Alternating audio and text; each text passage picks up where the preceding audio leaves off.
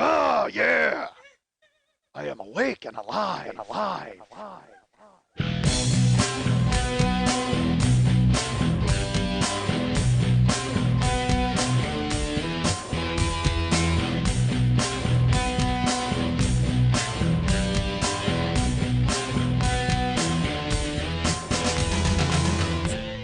I'm so great I gotta say it twice and cut it out once. My head's a syrup bottle that's getting tipped over every Wednesday. You're a storyteller in a storytelling podcast, and the only story you're telling now is a story about stories you don't want to tell! What the fuck? Hey, what's happening, Mike Schmidt, 40-Year-Old Boy Podcast. It's weird. It's a weird show, folks. Why? Because I'm here late. But you thought I was late last week. We talked about that. Remember last week when I showed up late? What time is it, Lily?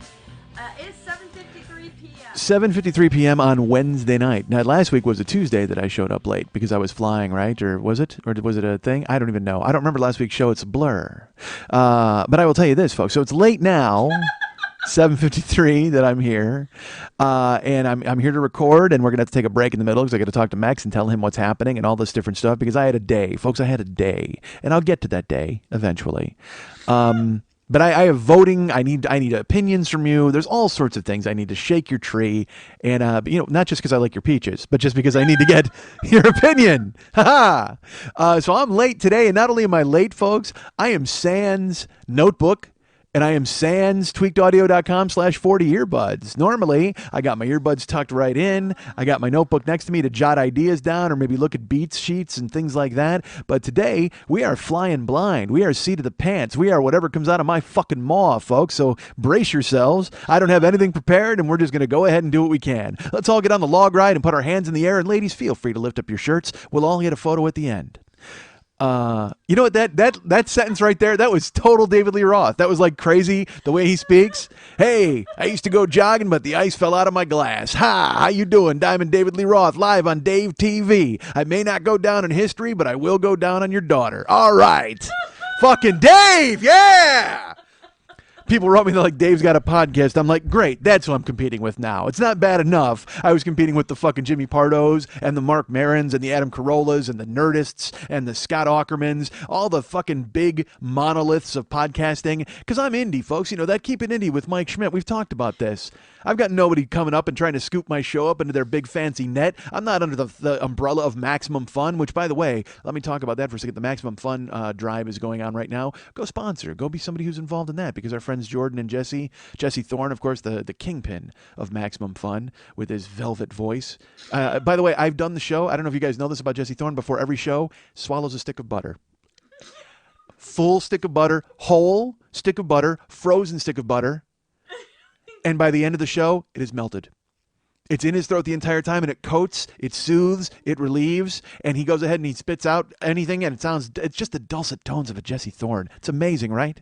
So Jordan and Jesse are fantastic guys, and right now go over to Maximum Fun and donate to their thing. And eventually they'll come around and realize I should be under the umbrella of their fucking protection. I need to pay protection to Jesse Thorne. I need to pay podcast protection, because look, David Lee Roth just came in and he's fucking knocking me over. He's trying to come to my storefront and going, hey, nice little podcast you got here. It'd be a shame if anything happened to it. Bozy bop, and he spin kicks me in the head. Fucking David Lee Roth's coming in. I need muscle to protect me from David Lee Roth and all these other so-called indie podcasts. You think I want to deal with Brody Stevens on my ass? And by the way, on my ass, but let's talk about Brody Stevens, who's like 60th, and I'm 120th in the ratings. I get that. And I'm not 120th all the time, although we've had a bump like in the past few weeks and stuff like that. It's funny, my friend Andy Wood, who does the Bridgetown Comedy Festival, by the way, there's voting about that coming up soon. We'll talk about that in a moment. I don't know why that needed to happen. By the way, folks, if you ever find yourself needing to sleep, if you find yourself in the grips, the throes of insomnia, if you cannot close your eyes and get any fitful rest, why don't you ask Lily Bonstrup to tell you about her next 5 days? Go ahead and do that. Because I sat here and unsolicited, she's like, oh my God, you're not going to believe what I got to do. And I was like, really? And then I just got a bunch of fucking appointments vomited all over me. And I'm just swimming around in bile and calendar. And I'm like, I don't get this at all. And she's like, and then there's, my favorite part is when people say that they're busy, I love when anybody tells you how fucking crazy their life is. And like, oh my God, this is going to be horrible. These next few days, it's going to be so, I don't even know when I'm going to be able to sleep. And then they tell you 100 things you could tell them they shouldn't do. Like literally, I'm not kidding. There's a comedian I know, a guy out of Chicago, and he writes a blog online every day. He writes his blog, and a couple of weeks ago, he sat down to write, and he's like, oh, you guys think you can do what I do? You want to be a comedian? Well, listen to what I had to do today. And literally, his day was going and running errands, and then teaching a comedy class, and then getting home on time. Like, it was just...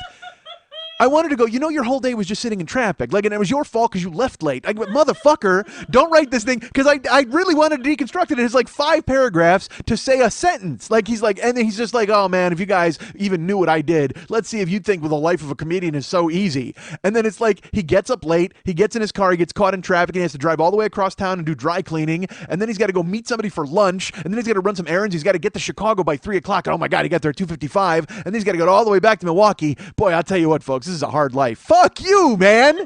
You didn't lift one fucking couch in that story. You didn't dig a hole. You didn't climb a fucking skeleton and sit on a girder. Fuck that. By the way, a building skeleton, not a real skeleton. Nobody climbs a skeleton. Oh, actually, you know what? Fuck it. That makes your day that much worse. Holy shit. If you climb a skeleton, that day is off the charts bad. You know what? You can go ahead and pick up your dry cleaning and eat your lunch and drive to Chicago. If at the end of that you got to climb on top of a skeleton, fuck that. I want nothing to do with your life.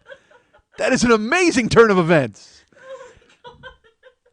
I would love to have just a whole day of climbing skeletons. Wouldn't that be fantastic? Oh, I'd love it. Just like use their ribs like a bone ladder. All right. But yeah, man, you motherfucking tell that story, and it's like, dude, I just picture some construction worker or some maximum security prisoner with a dick in his ass just reading it and going, yeah, you had a tough day, motherfucker. Wow. I can't believe you had to get your dry cleaning twice. Fuck that. Unbelievable. So Lily gives me her list, and she's like, oh, you're not going to believe what I've got to do the next few days. And half of it involves mustaches, and half of it involves magic tricks. And I'm like, I don't. You could shave one of those and then solve the others, and then guess what? Your day is fine. Your 5 days is okay. Oh, I don't know when I'm ever going to sleep. I've got to go see Penn and Teller and then this other magician and some other dude. Oh, my God. I don't know if you're aware of this. My life fell apart 3 weeks ago. Tell me more about how tough it is for you. Then you got to go watch Ben and Teller get a fucking award. I think I just vetted a magic team. I think I said Ben and Teller. You did. It was awesome. It's tough with no earbuds. Without the tweakedaudio.com/40 earbuds, I don't know what letter is going to come out of my mouth next. Ben and Teller. That's a terrible. You know who it is? It's Ben Harper. Ben Harper, the singer. He's in with Teller. Because you got to have another voice. I mean, because Teller doesn't speak. I don't know if you guys are aware of that, folks. Have you ever seen Ben and Teller? It's actually Ben Gazzara and Teller. And then they chase Patrick Swayze around. And then they have Red West working in an auto parts store. All right. Be nice. Be nice, folks. If I bring you any lesson today, it's be nice. And nobody wins a fight. Have I told you that nobody wins a fight, Dalton? Let's check out the ass on Swayze. All right. And then that girl from private school walked up and brought up a muffin, and she checked out his ass. And I'm like, oh, you got no shot there, frog face. Swayze's taking on the fucking emergency room nurse. Yes. There's a great story about that. Who's that actress? Kelly Lynch. And I'm going to tell this story. It's not my story. I wish it was. But there was an interview with Kelly Lynch, and I believe it was The Onion, and you guys might even know this at the AV Club.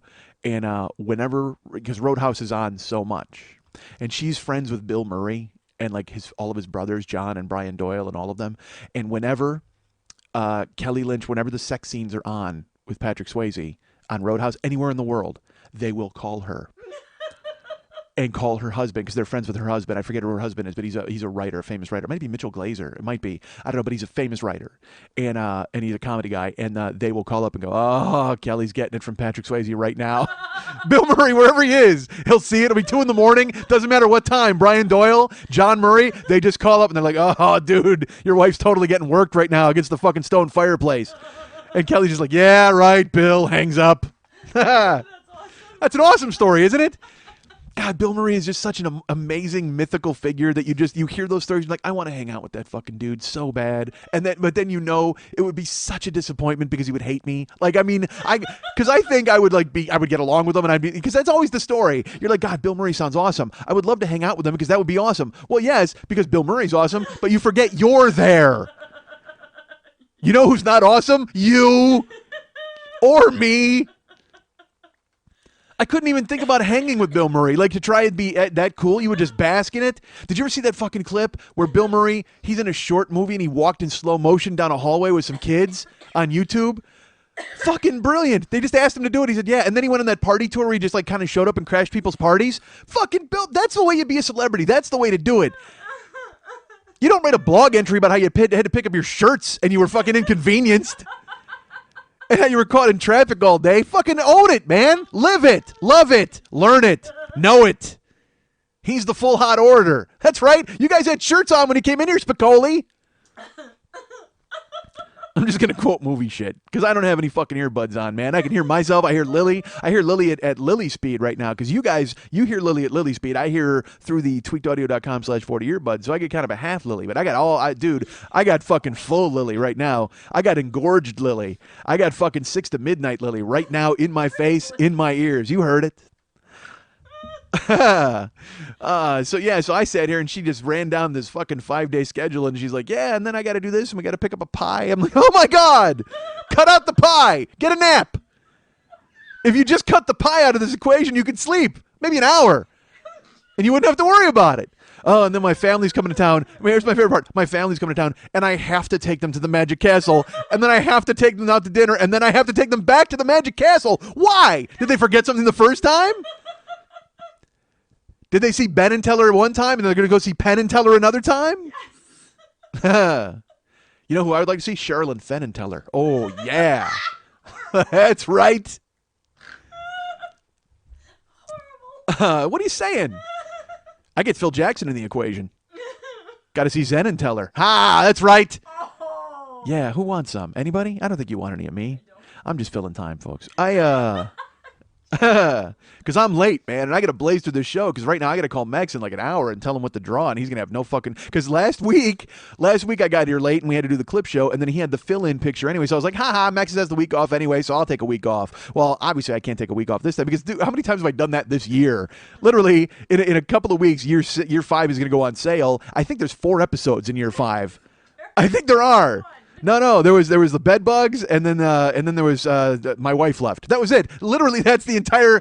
That encompasses. Oh, and I ran a race. Like, how stupid is that? Jesus Christ! I ran a race. A bug bit me, and my wife left. There you go. That's the name of the year 5 box set. I ran a race. A bug bit me, and my wife left. Perfect.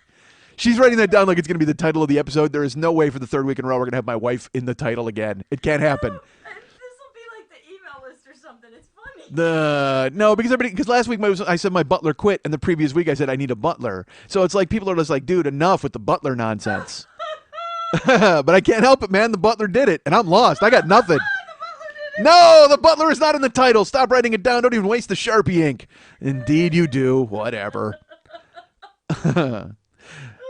It's fun. It's weird being here on a Wednesday with Lily because I'm the boss on Wednesday, but I'm not the boss of Lily all the time anymore because, as we all know, my life is completely falling apart. We know that, right? I've told you that. You guys are aware of this. Again, it goes back to that butler thing I was telling you about. If you guys just go ahead and think about that butler thing, that'll explain a lot. But because of that butler, I'm having to take like odd jobs and like find any jobs, and this isn't even a fucking joke. Like I might as well just start selling grit door to door. That fucking newspaper from when I was a kid. I don't know if they have it anymore. Like I want to find a comic book, and whatever they got in the back, I want to start selling X-ray specs or like a fucking what are those seeds? Didn't you used to be able to sell seeds? What was the name of that company? Burpee. The Burpee Seed Company, and then like kids would go out and sell shit. You know what? I'm gonna punch some kid in the head and steal his band candy and just fucking sell that. God forbid some kid comes to my door, because that happens a lot. Somehow they'll sneak into my apartment complex and they'll be like, hey, we're selling magazines for our band. And it's like, guess what? I'm going to bring that kid in and boil him, and you'll never see him again. I will sell the magazine subscriptions and the band candy, and then I'll just go home and I will climb to the top of his skeleton and sit there and wait. I will just wait for the next kid to show up who tries to sell me a $5 fucking caramel bar, and I will kneecap that motherfucker and sell that candy. And believe me, that's how bad it's gotten. I won't even eat the candy. Normally I would mug that kid and just eat all the fucking candy and have a crazy chocolate face, a la Borat. But no, this time I fucking mug him, and then I go door to door. And I actually play the role. I wear like fucking shorts, like knee pants, and I wear like a gym shirt. I have an old Bolingbrook High gym shirt. Mister, would you like to buy some candy to support our band and our team? What team? What band? You just got to run. All right. Yes, that's what it's come to, folks. That's my decision because I'm this odd job dude. I'm Peter Brady, like mowing lawns to save money. It's just fucking crazy. It's crazy, and I'm doing the math on it. Like Lily, I'm actually bouncing for Lily now. All right, I am every Monday and Friday. I will be bouncing at the Monday Night Teas and the Friday Night Happy Hour, and that's cool. I mean, I'm happy to do it. I want to do it because but what was funny is I just did it again this week. This is the second time I did it, and so dudes, she has a lot of repeat customers and a lot of people who are performers who show up and see the show. And so they come up to me and they're just like, why are you here? And I'm like, what? And they're like, are you hosting? What are you doing? And I go, no, man, I'm working the door. And it's so funny because I here's the thing. I don't couch a lot of stuff. Like, I mean, because if you ask, I'll tell you. I mean, that's the thing. And I won't tell you forever. It's not like I'm going to sit you down and sob and, cry into my fucking Pinot. But I mean, still, if you ask me something, I'm going to fucking tell you. So people come up to me and they're just like, hey, what are you doing? And I'm like, oh, I'm working the door. They're like, why aren't you hosting? And I go, oh, she already had a host this week. And they're like, well, why are you working the door? And I said, because my life fell apart. Don't you? And then there'll be that awkward pause because, again, nobody knows how to fucking deal with me at this point. And then I just go, no, come on, haha, we're all having fun here. No, come on, I'm getting paid to look at breasts. How could I not do that, right? And they're like, yay, that's fantastic. And then they skip off because they realize they don't want to have any more conversational time with me. Because my life fell apart. I actually said that. I said it to Rex and I said it to somebody else. They're like, why are you saying? Because my life fell apart. And you look at them and then they give you this weird eye and you just go, and also, come on, haha, girls and tits, right? We're all friends. Go have a taco. Woo! Hold on, I got to give out wristbands to stranger hipsters. Oh, fuck. Are you going to write a blog about how hard it is to work the door? I may do that. I get to look over and see your face while you're watching the show. Oh, yeah? Oh, my God. Well, this week, man, all right, we'll talk about it now. There was an April Fool's show this week, and what they did for the April Fool's show, she didn't want to give it away. They, all the girls on the show switched acts.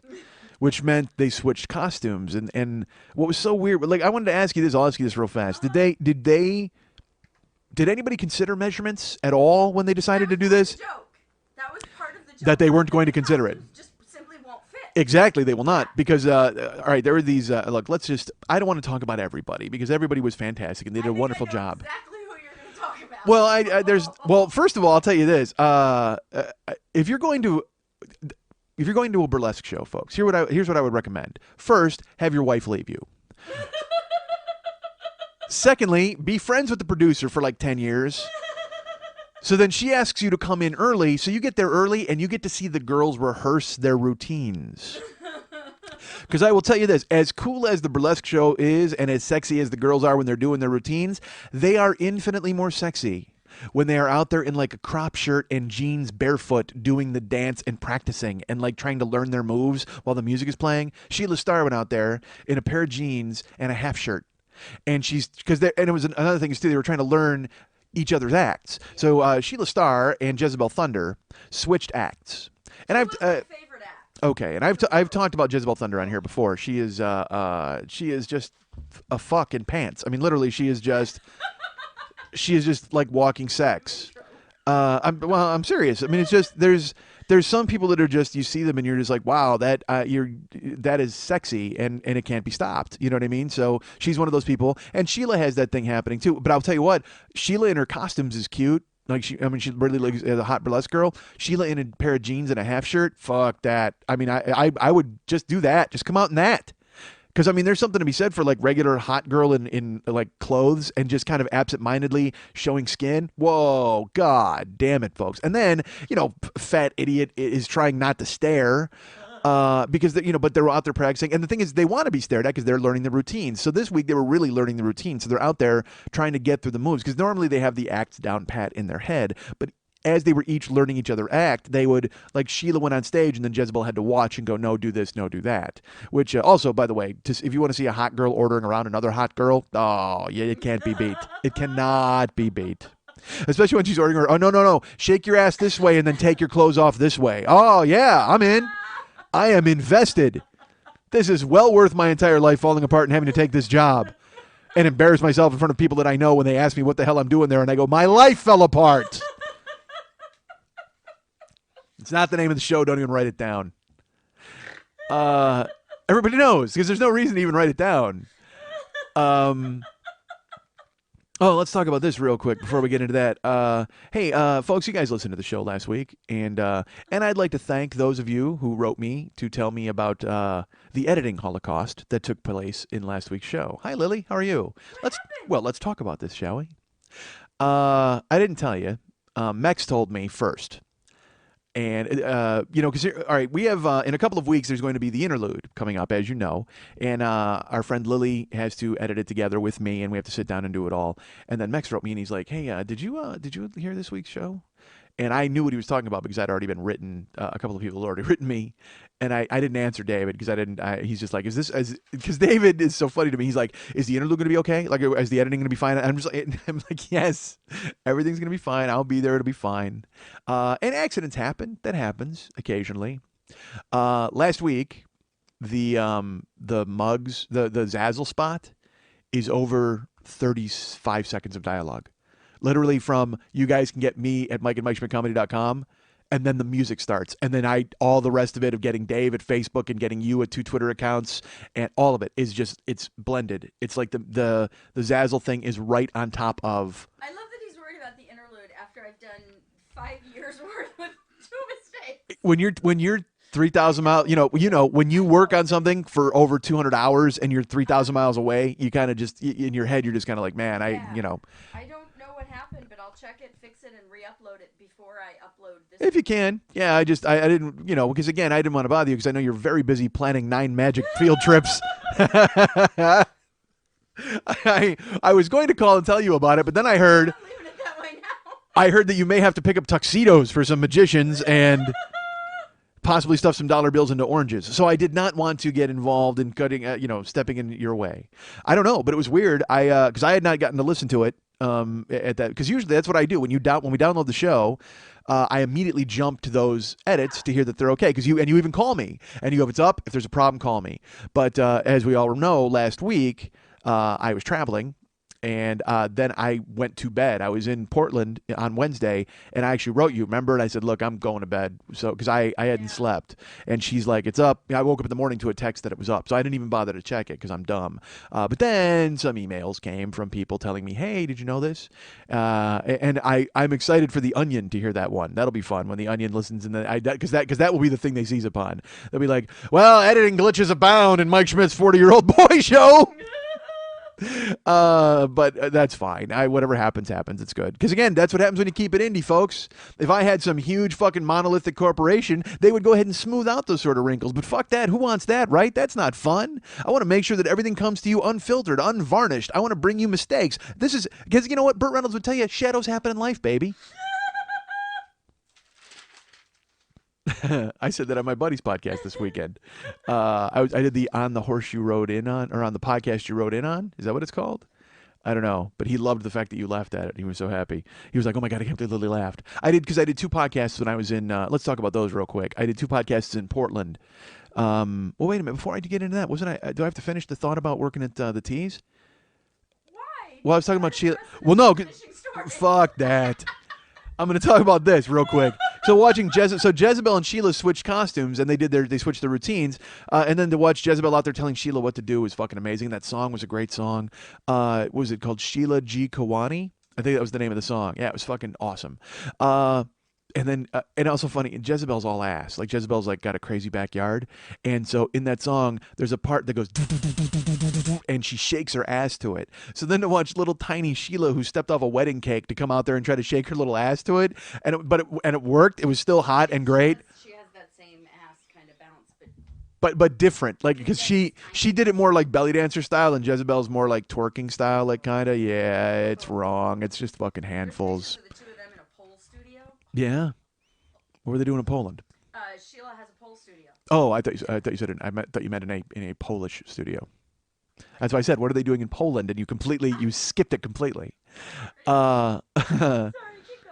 No, please. So, I want to know, are they naked? Where are they? I want to find them. No, Sheila has a new studio though, and so they were testing the new poles that were put in, and there's just the 2 of them on.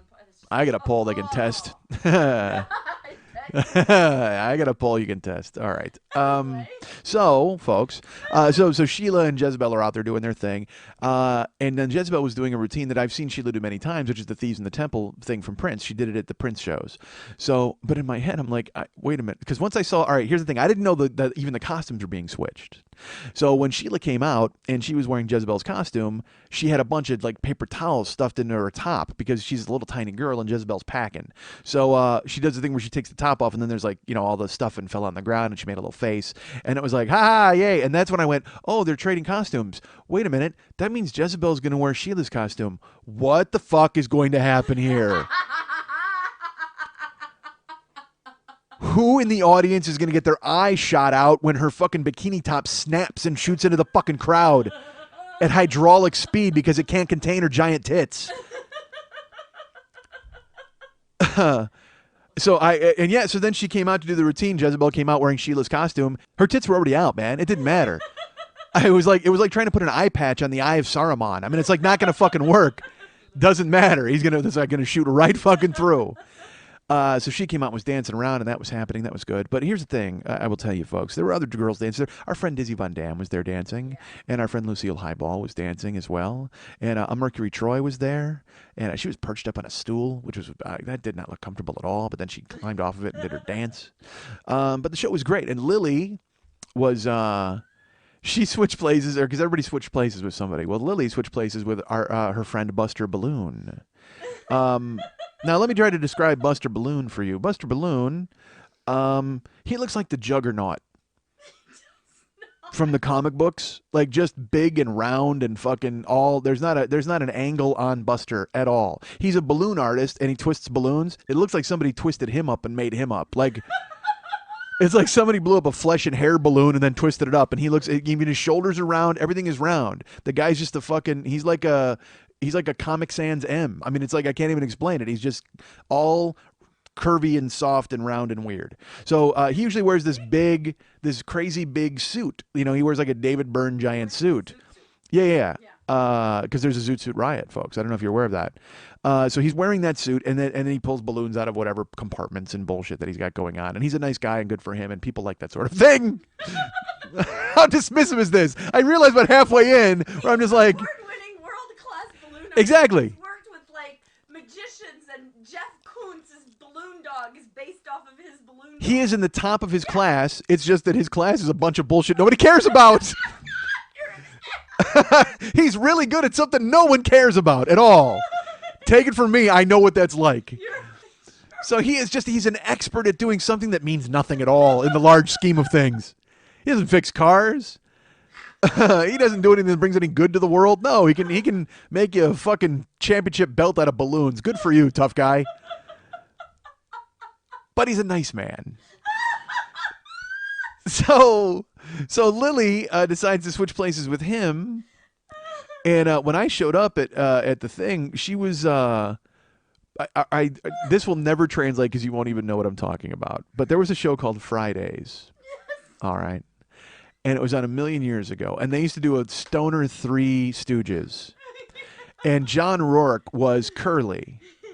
And he was really funny in the role. Well, then they did a sketch one time, and I don't even remember what it was, but it was they went backstage, and he wasn't in his full Curly outfit. Like, he had a pillow with a belt around his waist, and then he had the skull cap on, the bald cap, but it wasn't a bald. It just looked like he had a fucking condom on his head. I mean, it wasn't blended in. There was no makeup or anything. And he wound up doing chorus line. He did one singular sensation, every little step, but he did it as Curly. Whoop, whoop, whoop, whoop, one, woo, and he did the snaps, and it was just all it was a filler 10-second thing to get to a different sketch, that like a news break. Like their idea was, haha, look how lame this stupid idea is. We have of Curly doing a chorus line, and we interrupt this to bring you this special bulletin, like that sort of thing. So I get there, and Lily she's just in, like, she's got her jeans on, and then she's got her shirt all tucked out, and she's just got a fucking Howie Mandel half a glove, like, pulled down over her head. And she's like, how are you? All right, here's the list, and here are the wristbands. And she doesn't care. She's business Lily at that point. But I wanted to go, hey, business Lily, I got news for you. Did you trip and fall into a fucking pool of latex? Like, what dried on your head? But I didn't say that because I didn't want her to squirt me with a reservoir tip. So I just let her go off and do her thing, and I got my key. I have a clipboard. Here's the thing, too. I'm going to get fired by Lily, and I know that I am. Because it's very important to me to do things in a certain way, and she's got her way of doing things. So when people start coming in the door, I start writing things down and putting names out, and then like later on in the night, she's just like, you don't need to write anybody down. I don't need to know anybody else who attended. I don't need to know who paid. But for me, it's just thorough record keeping because I want her to know who came in and how. Maybe it's a better way for her to figure out her money, but when you really look at it, all it is just me imposing my fucking will to pretend like I think I know what I'm doing. You know what I mean? Like, she's been doing this for 8 years and doing it her way. And now I've worked it twice, and I'm like, here's what we're going to do now. Hold on a second, Baldy. Let me go ahead. You just worry about your tits, all right? Worry about your nipple barbells, and I'll figure the rest of this out. So idiot comes in and tries to be like an authority figure dummy. So I walked in, so I got the clipboard, and I'm getting it all just so. And I'm full of OCD, so I have to straighten out the wristbands by color, and all the words have to be facing the same way, and then all the money, the heads on the money have to be facing the same way. So I pull that out and I start straightening it all out. And everybody's like, "What are you doing?" And I'm like, "My life fell apart." I'm straightening the money. It's the only thing I can control right now at this moment. Step off, motherfucker. You and your stuffed monkey take a walk. So I'm fixing my area, and all the other girls are fixing their areas, and then Lily comes in, and now she's got like Buster's suit on, but it's just like it's because he's a giant man, so it's hanging off her. So she is truly David Byrne, except for her tits, of course. And then all right, so she's got the suit on, which looks good because I understand now that she's going to be Buster, and I'm figuring it out. But she's still got this shitty ass half a latex fucking balloon pulled over her head, and I'm like, well, I guess that's the last thing to get fixed. I guess the last thing you do is you blend in the skull cap and you put away your hair, because that's the thing. Her hair is like shocks of hair are shooting out the sides. She's got a ponytail because her hair's super long. So I can't even imagine what it would take to roll it up in a fucking crazy princess bun or a ballet bun and put a fucking. I learned that term this week. So I had to say it. I'm sorry. My friend Sharon Houston is a comedian, and she discovered Vine. So she put out like 1,000 Vines this week, and one of them, she was like, her hair was like crazy big, like, and she's like, oh no, and then it had 5 steps, like really quick cuts, and then she goes ballet bun, and it made me laugh. So there you go. So I figured Lily's got to put her hair in a ballet bun to get the skull cap worked, but I can't get in her way. Again, I'm very busy sorting the colors of the wristbands to make sure the proper people get the proper wrist gear, because as they're walking in and out of the room, I don't want to have to tackle anybody because some green wristband tried to get into the pink section. Fuck that. And I will fucking do it. Do not kid yourselves. I know, you're awesome. It is going to be very bad there when people, because again, Lily's there and she works the door, and her friend Eddie, our friend at funnyeddie.com, and Eddie works the door for Lily, sort of. I mean, basically he just sits there, and Eddie's too nice, man. He's way too nice to work the door. I'm like, I'm friendly and nice, but I think if some shit went down, I think Eddie could handle himself, but he wouldn't want to because he's like too friendly, and he's kind of like a big puppy dog guy. I'll count on him to have my back if some shit hits the fan, but it's like whenever he's at the front door, he just strikes me as just a super nice dude. And I'm nice and friendly, but if anything bad happens, I forget about it. I mean, it's just going to be bad, and clotheslines and broken glass and a mess. It'll be terrible, which I don't want. I'm old, man. I'm 45. I don't want to fucking hit anybody anymore. No, I don't. Well, I mean, I'm in a mode now where, yeah, I wouldn't mind hitting a bunch of fucking people, certainly. I'm right now, I'm in just fucking wind him up and watch him go punching machine right now. Absolutely. I could do that with my life, but I also don't want to do that with my life. I'd prefer to just be a normal person. I said this on stage in Portland, and I meant it. It was so terrible how it came out. When I get on stage, I just kind of talk in circles sometimes, just like this show. And it's because there was a thing that happened in Portland, and in my head I was like, I was talking about hitting people or whatever the fuck, and I go, part of me just likes the idea of just getting soft and not caring, like just being like an old person who drinks prune juice and watches game shows and goes to bed at 9. Like there's as much as I'm chasing this and I want to make this happen, and I'm sure that it will, and I know that it will, and I'm on the cusp of some things that should work out, there is just a part of me who wants to get a fucking Snuggie and climb into it just like a one-piece jumper, like a human adult jumper, and then just drink milk. You know what I mean? Doesn't that sound like comforting, where you just kind of drift off and eat like 3 Oreos, but instead I got to eat a whole package of Oreos. Like, that's the thing, is I have no discipline or control in any way. I'll eat a whole package of Oreos and then punch a stranger, when in reality I should be eating 3 cookies and nodding off. That's what I should do. But instead I'm not that person. So I don't know who I am anymore, because again, fuck, my life fell apart. So, and you know what it is? It's so funny because that thing is happening now, because I still haven't dealt with it, and it's going to take a long fucking time to deal with it. But I'm doing that thing because people are like, hey, how you holding up? And I don't even know. I don't know yet, because I haven't had time to process it, because I am dancing as fast as I can to try to keep myself afloat. Like I said, I'm bouncing 2 nights a fucking week. And then imagine the other fucking odd jobs. I got in the mix this week. Oh, Christ. Porn finds me. It just finds me. Porn finds me. It just knows. Literally, I find porn. I mean, I'm not going to lie to you. I'm like Toucan Sam. Except you don't want to know where my nose ends up. Not at all. So I follow your nose. It always knows. The flavor of porn. It's part of a complete balanced breakfast. So there was an ad on Craigslist this week. And look, I'm trying desperately. I have friends referring me to other people, and I'm doing all these things. And I will tell you this, full disclosure. I called the Ramon sex line. I called those people twice. No call back. They have not called me back. So I think they're full up on Ramones. We'll find out. Part of me wants to get the number and call them and just go, "You suck at this. Quit." Boo! I haven't come yet at all. I've been here an hour. I've been jerking off for an hour listening to you, fake Ramon. I should be sticky by now. Oh, fuck. So I tried even that. That was my fucking Hail Mary, and that fucking fell incomplete. Because you think I want to do that? No. But then also there's this other gig that just comes up. So this dude is like, all right, I'm going to talk about this. This is going to be bad probably to talk about this, because again, I don't have the gig yet, and I'm still in the mix, I think.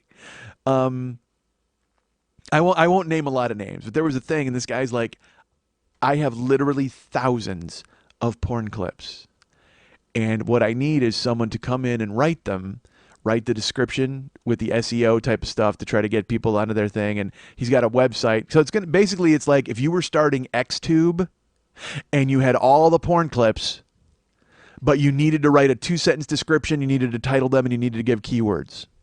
And he's like, I have like thousands of clips. And he goes, so you need to do this many a day, and it's this much per thing, and da-da-da. And so he put that out there.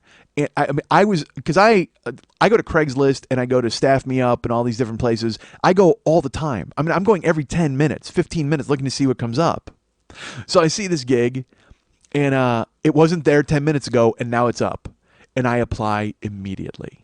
And I sent him, I didn't send him a resume. He didn't want a resume. I just wrote him a thing, and I'm like, hey, I think that I can handle this. I would like to do it. I said 2 things. One, do you have to watch the entire clip? Like, what's the length on these clips if you want this many done a day? Because that doesn't seem to be feasible. And 2, will there be a byline involved in writing these? I love it. I don't want one. I'm just asking you if there will be one. Because if there is, I've got to think of a last name for Ramon. Because I am not using my name. So I sent him that to apply. And like 90 minutes later, I get an email from the guy. And he's like, and it wasn't to me. It was a group email. And he's like, I am stunned at the overwhelming response I've gotten to this ad. And so I have to try to figure out what I'm going to do going forward, because I did not imagine there would be this many people responding. But at the same time, I wanted to contact you and let you know I received your note. Wow. And let you know what I'm going to do going forward. It'll be coming up. I'll figure it out. Thanks. And he gave his name. And so I wrote him back. And I said, thank you for the heads up, because Craigslist is just this bottomless pit of people who never respond, and I never know if my things are really reaching their destination. I go, please know you will be making a huge mistake if you choose not to give me this gig. Even in the face of the overwhelming response you've gotten, I am clearly the best for the job. Unless it's humility you're looking for, in which case I'm just happy to be considered. Thanks. And then I sent that to him, thinking he would immediately go, this guy's the best! Goodbye, everyone else! But instead, 6 hours later, I get another group email. Actually, not even 6 hours. The next morning, I got it. The next morning. And it said, hey, I want to thank all of you for trying to get this gig. I'm amazed at how many of you there are. So I've decided to do this. I'm going to put up a sample clip. And I want you to give me the title, write a 2-sentence description, and give me whatever keywords you think are appropriate for that scene. And then I will review all of the data, and whoever's going to get these jobs will get contacted by me. Thank you. And so he sends me the clip. All right. And it's a link to the clip, I should say. So I go to the site, and all right, let's we got to tiptoe around this a little bit. We got to be delicate. In my lifetime, and mine is a lifetime filled to the brim with porn, I am not sure I have ever seen a less sexy clip than the one provided to me 2 days ago. I watched it. It's about a half hour long, so you got to scam through it and jump and try to figure stuff out. But I can't describe to you what it was. I won't tell you. Eventually, when I'm not hired, I will be happy to tell you what it was. It was nothing out of the ordinary. It wasn't like scat or anything weird. It wasn't something terrible. It was sex. But it was just... Here's the thing. All right, go to the grocery store. Next time you're at the grocery store, look around. You're in the 15 items or less line. Look at the 4 people that are closest to you. And just imagine them going at it. That's what it was. There was no porn star. There was no airbrushing. There was no... It was a very specialized clip for a specialized audience who enjoys imagining what normal people at a bus stop would look like if they were having sex somewhere. And I did everything but again, look, folks, I'm a wordsmith. I think we all know that about me. So I sat down and I wrote the description, and then I fast forwarded through. I had to make sure, because you got to make sure everything that happens, because I didn't want to describe something that didn't happen, for fuck's sake. That would be awful, because then I look terrible. Hot horny MILF takes 3 cocks in public and is attacked by ninjas. You don't want to say that if it didn't happen. This incredibly sexy French housewife and her man get busy in the shade as 2 men jerk off and watch them, and then are bitten by wolves. You can't say that. It's not in the clip. As SEO as the words bitten by wolves are, boy, for search engine optimization, you don't get much more crystal clear than bitten by wolves. So I had to make sure I saw the whole clip, and I wrote it down, and I shipped it back to the guy, and I was waiting to hear from him, and then I got a note back from the dude, and he's like, "Hey, we've decided to go in a different direction." What are you talking about? Nobody described a big-titted French MILF like I did. There's no way. I refuse to believe it. And now I'm mad because I should have thrown in bitten by wolves. Maybe that gets me the job. But then I'm like, I didn't get it. And I was telling Lily about it, and she's like, "Hey, did he send you that clip, or did he send everybody that clip?" And I go, "I don't know. I just got that clip." She goes, "What if he sent that clip? You sent 80 different clips to 80 people. He's already got his website started." I'm like, you know what? You're probably right. She's probably right, because that's the shit that happens at Craigslist. Always there's these dudes who are like, "Hey, ghost writers, do you have any ideas for a book? Send them to me." Literally, that's the whole ad. "Oh, well, here's my plot synopsis. Take that." Click, gone, runs away into the woods, gets blown by a French woman, bitten by a wolf, and writes a story and steals it. That's awful. How can I be Odd Jobs Johnson if I can't get the odd jobs? Who can't write porn description clips? And I get my favorite part, and he's like, boy, I never thought a million people would want this. Yes, there's a million lazy fucks out there who just want to type the word cock over and over. I do it for free. The quick brown fox jumped over and bit the lazy cock. I type it constantly. Oh my God. My cock was bitten by wolves. I can't tell you the amount. That's my typing exercise. My cock was bitten by wolves. I just type it over and over. How did I not get that gig? And what he wanted was he wanted you to write like 12 a day. He was going to give you $5 for each one, but it was a minimum of 12 a day. And in my head, I was like, well, you know what? I could probably sit down and write like 300 in one day and just get some massive paycheck from the guy. But he saw me out. He saw me coming. This guy fucking, he baffled me. I got bamboozled by porn asshole. That's not good. I got fucking schooled, man, because I got to tell you, folks, if I read this description to you, it would bring tears to your eyes. Oh, I'm a writer. If nothing else, folks, I'm a writer. And let me tell you, I made a woman getting gangbanged by 3 guys in the woods sound amazing, even without the presence of wolves.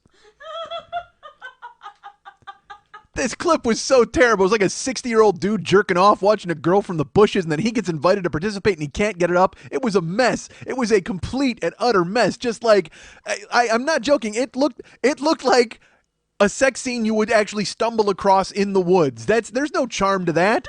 Even amateur sex has some sort of patina to it where you're like, this is still kind of sexy. This was not, man. It looked like 2 dudes were out trapping animals and making butter, and then they saw these 2 ugly people fucking and started to jerk off. It's just terrible.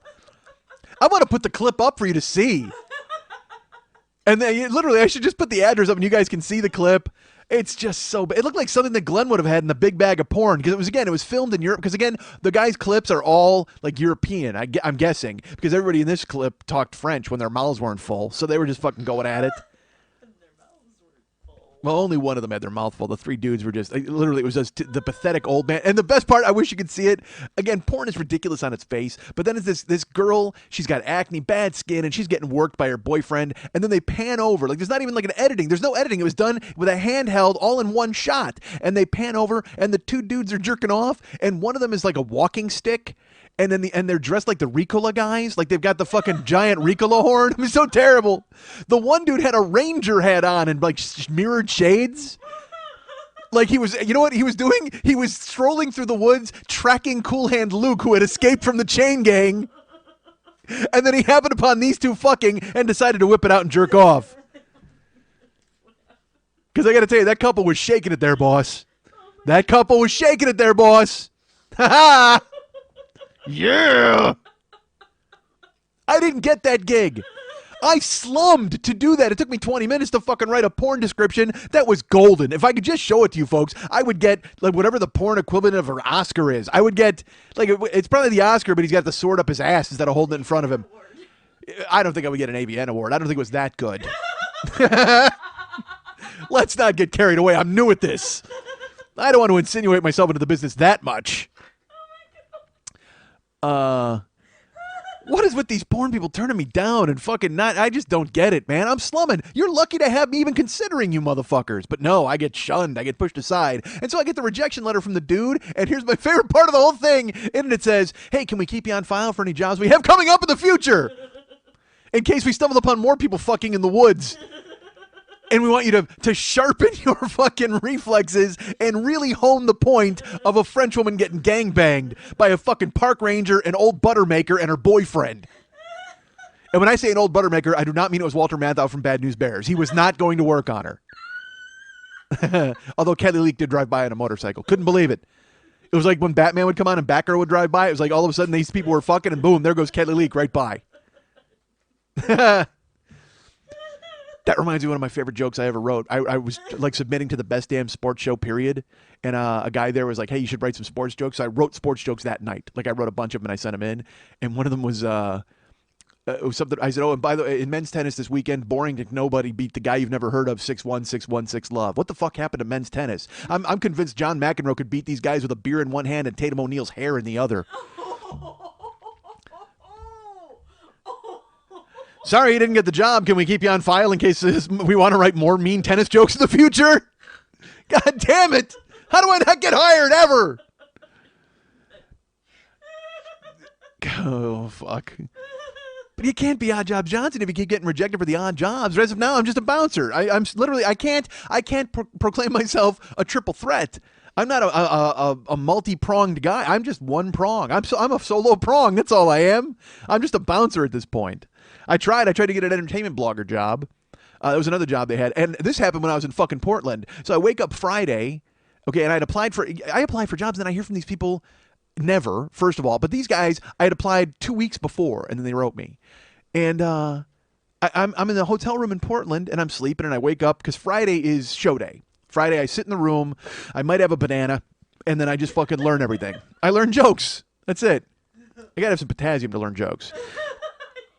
So I wake up and I go on the computer, and I got an email from these dudes, and they're like, "Hey, Mike, do us a favor. Take any entertainment news story right now, and give us a blog entry on it, less than 150 words. Write it right now." And I should tell you, folks, I am terrible without direction. Like I mean, look. If you're listening here and you want to give me a job, don't listen to what I'm about to say.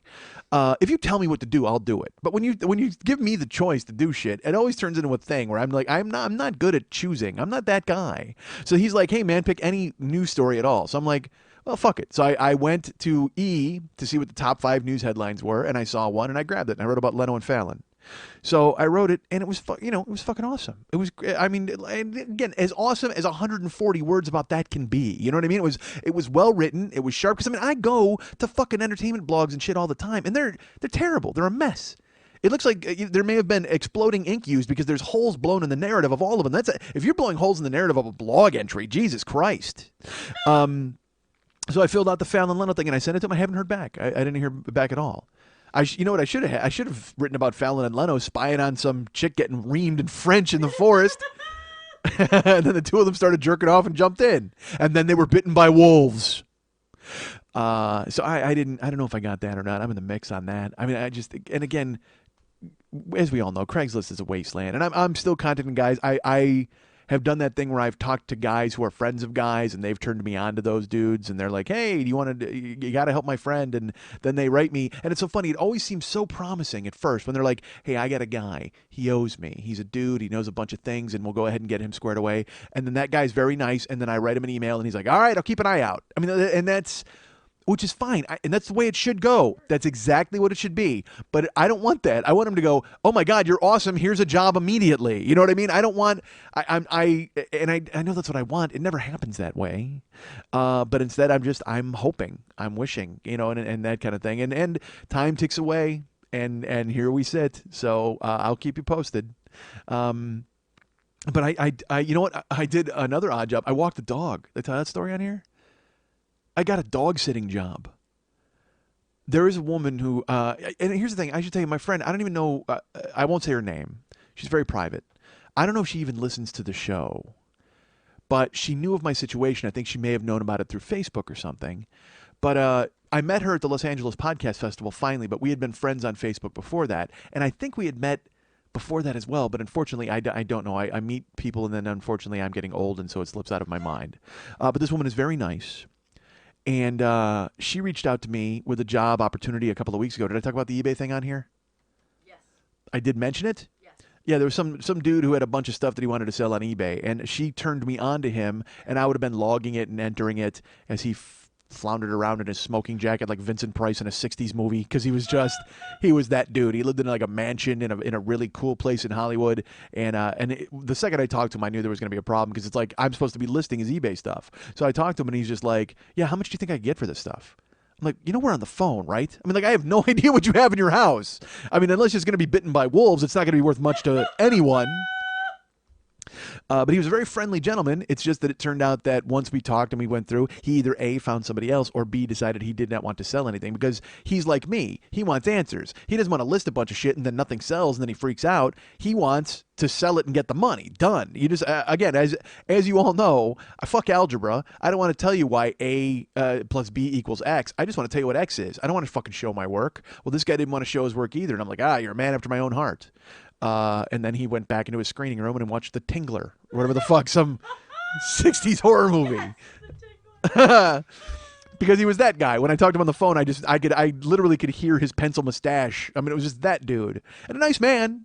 But again, but yeah, look, I'm not good with anyone ever at all, people, period. But imagine me trying to talk to fucking David Niven. I mean, that would just be fucking horrendous.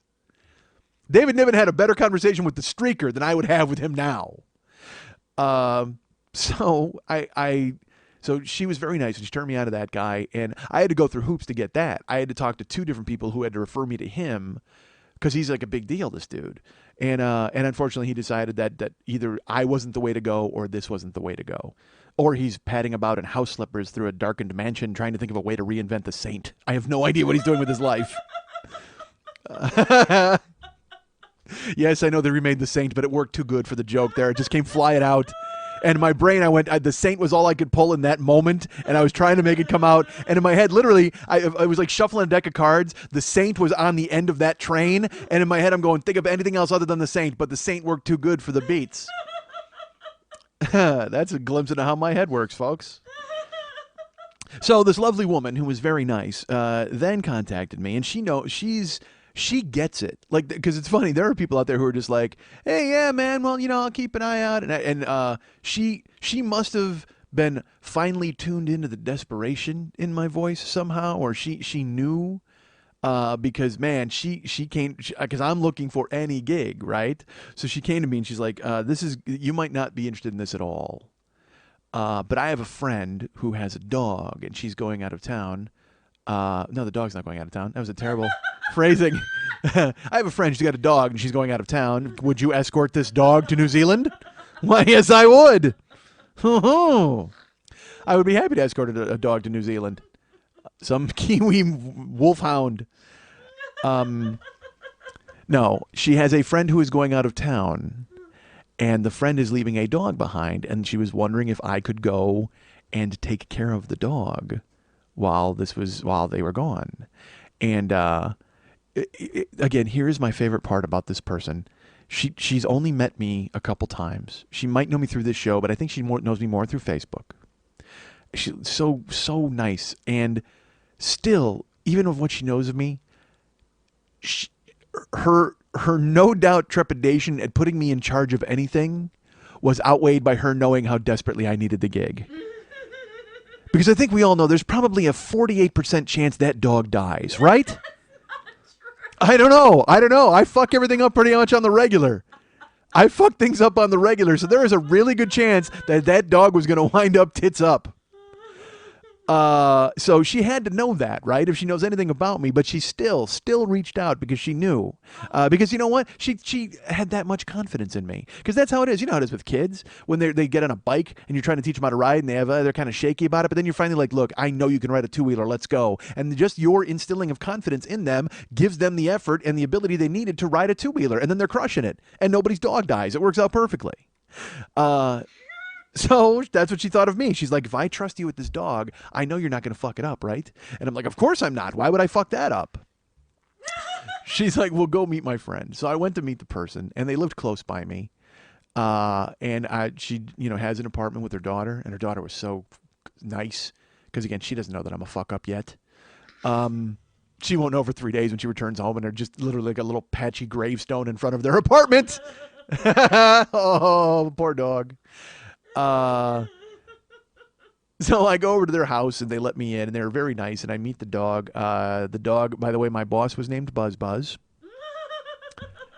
A lovely, tiny, I don't even know what dogs are. He's just small and hairy. Like one of those, he was totally cute, but he was really small. Because again, if it would have been a big dog, that might have been a deal breaker for me, honestly. Because you know me, I don't like spit in dogs. Well, I don't like dog spit. Let's put it that way. I can work with other types of spit. Just put me in a forest in France. Forget it. Human spit, wolf spit, everyone's getting worked. I would jerk off with a handful of wolf spit. All right. What? Come on. Look, if you're trapped in the woods, you got to make do. You got to make do with whatever shows up. And a wolf's mouth is cleaner than a human's mouth. That's a fact. Look it up. It is. Trust me. That would be my name, my punk rock name. Jack off wolf spit. How great is that name?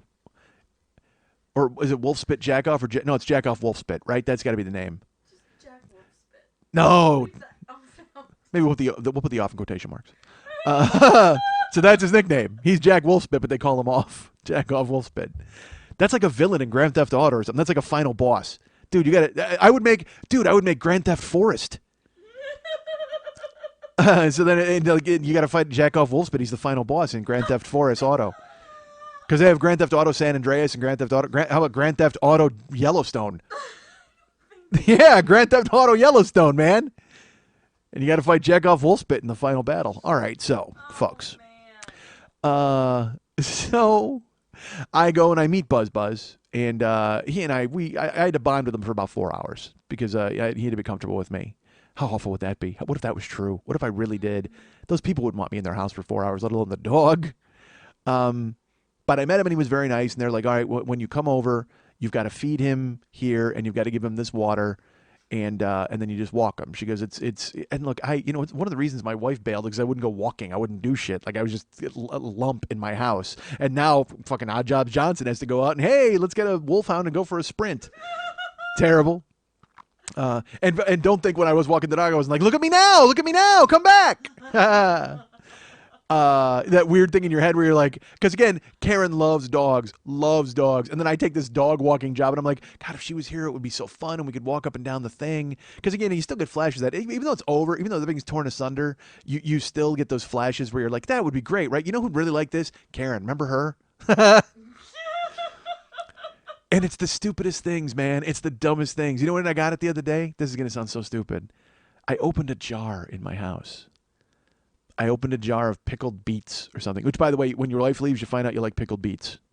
I didn't know that before, but when that's all that's left in the fridge and you're going through and just eating whatever the fuck is on hand, you're like, pickled beets, I'll go ahead and give those a day in court. And I pulled those out and I opened the jar, and it was that thing where, like, in my head I went, man, I used to open jars all the time for Karen. Like that weird, and I had to reach high and get something off a shelf for myself. And I'm like, oh, that's what I did. That was who I was. I was the reaching high and jar opening guy. Now I'm this guy. Now I'm a lone guy who has to do that shit for himself. God damn it. It was much better when I could sit on a chair and ignore the request until the final fucking straw. Will you please get this off the shelf? She's got a step ladder. She's climbing up, balancing. I'm like, honey, why didn't you ask? I asked 100 times. If you need me, I'll be gone. Do me a favor, get that off the shelf. If you're looking for me later, I won't be here. You dumbass. Oh my God. Idiot. All along, it was me putting her up on a shelf when I should have been taking her down. Oh man. But I open jars. I'm strong. All right, so I meet Buzz Buzz, and I'm like, my wife would have liked you if she hadn't bailed. So would my butler, same person. So he and I are hanging out at the house, and she's a very nice lady, and she tells me to feed him this and give him this water. And I said, all right. And I met her on a Friday, and she's like, come back Monday. Was it Monday? Yeah, Monday I had to start doing the dog thing, and then they would be back Tuesday night. So I only had to go walk him twice and feed him on Monday, and then walk him and feed him on Tuesday. And so I went over there the first day, and it's this thing where, I don't understand people who don't stop you when they don't recognize you in an apartment complex. I mean, I'm not a cop, you know what I mean? I'm not like a fucking security guard. But when I went to her house, I'm just going in her house. They don't know me. They've never seen me. But people are just like, hey, what's going on? They're just saying hi. And I'm literally breaking into someone's house, even though I have keys. You've never seen me here before, but I'm going in and out. But I guess people don't notice. Went over Monday morning. Buzz Buzz is there. He's he's jumping around. And they left they left the Cartoon Network on for him. Which was fucking amazing. Well, it was great because then when I went over in the afternoon, Adventure Time was on with Finn the Human and Jake the Dog. And I was like, no, this is Mike the Human and Buzz Buzz the Dog. This is fucking amazing. So I walked in and I had to go walk him and I had to give him food. She's like, only feed him once and give him water. If he needs water, give it to him again. But really, it's not, he's a tiny ass dog and it doesn't matter. So I'm like, all right. So, and I have to tell you this, as we all know, I've done dog sitting before. The last time I was in charge of actual dog sitting, I went through the people's house and then I watched their porn including Talk Dirty to Me Part 2, which was one of the ones that they had, and did not reset their VCR, and it did not tape their soap opera the entire time they were out of town, because I did not know how to work a VCR, because this was like 1980. And their $800 clock was just blinking on and off, and I didn't know how to fix it. And I went, well, they're never going to notice. Maybe they, whatever. I don't even know what this means. Well, what it means is they didn't tape their fucking soap opera the entire time you were gone, you dumb fuck. And they were just like, yeah, we know. And it was a bad thing. By year 2. Was that in year 2 I told that story? I don't know. Year 1, year 2. Buy them all. Yeah, buy them all. They're all fantastic. And every single year, look for the hidden dog walking story that I have. Because that's what my life has been reduced to, folks. I have to tell you about all of the times that I babysat dogs. God damn you, failure. And don't think that I didn't go to their house and open all the jars. Oh, I opened all the jars. I'm strong, damn it. Look at this, Buzz. Jar open, close. So, yeah, that's right. It was just weird how it manifested itself, that weird feeling when I opened a jar and I had this flush. My face flushed, like I blushed and was like, yeah, I used to do this for somebody. God damn it. So I'm there with Buzz, and we go for a walk. She said she would leave bags out because, you know, you got to clean up the dog's stuff, his nonsense, his business. I guess you can call it all that, whatever comes out of the back of him. So I don't know what it's going to be. I don't know, Buzz. We're just getting to know one another. He might shit out a chocolate sundae. I have no clue. He's a good dog. That's a good dog. I tell you what, that is a good dog. If he shits out a chocolate sundae, holy shit, that's a good dog. So I put the leash on him. We walk outside, and then we walked up and down the blocks. And he was, man, little dogs are crazy. Like they don't, because she told me, she goes, he's a runner, so he's going to try to sprint. But we got him outside. He didn't run at all. I mean, he was leading me, and I let him go where he was going to go. But then he would stop. And I've had dogs before, and I've walked them before. And what happens is you walk them, and they use the earth as their bathroom. The earth is their toilet. And then you take them home. Well, Buzz, dude, this dog, like I walked him up and down a block. We essentially walked like 4 blocks. You know what I mean? Up and down 2 different blocks. And I have never seen a dog piss on everything. I mean, on everything. Like, they always say jokes about, like, oh, that dog's marking his territory or whatever. But, dude, he would do that. Like, he would go and the first time he would use the bathroom would be like on a tree or something, and he would wail it. He would really go off. But then the rest of the trip, at least 10, 15 times, he would just piss on something, but just like a little bit, like just to say, like, hey, guess what? Buzz was here, motherfucker. You know what I mean?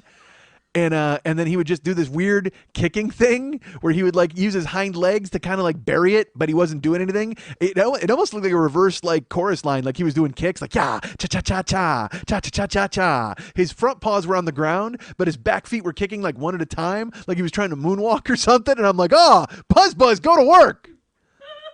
And I was talking to him the entire time because we were walking, and he would do that. And I go, yeah, Buzz, clean it up. Let him know you're here.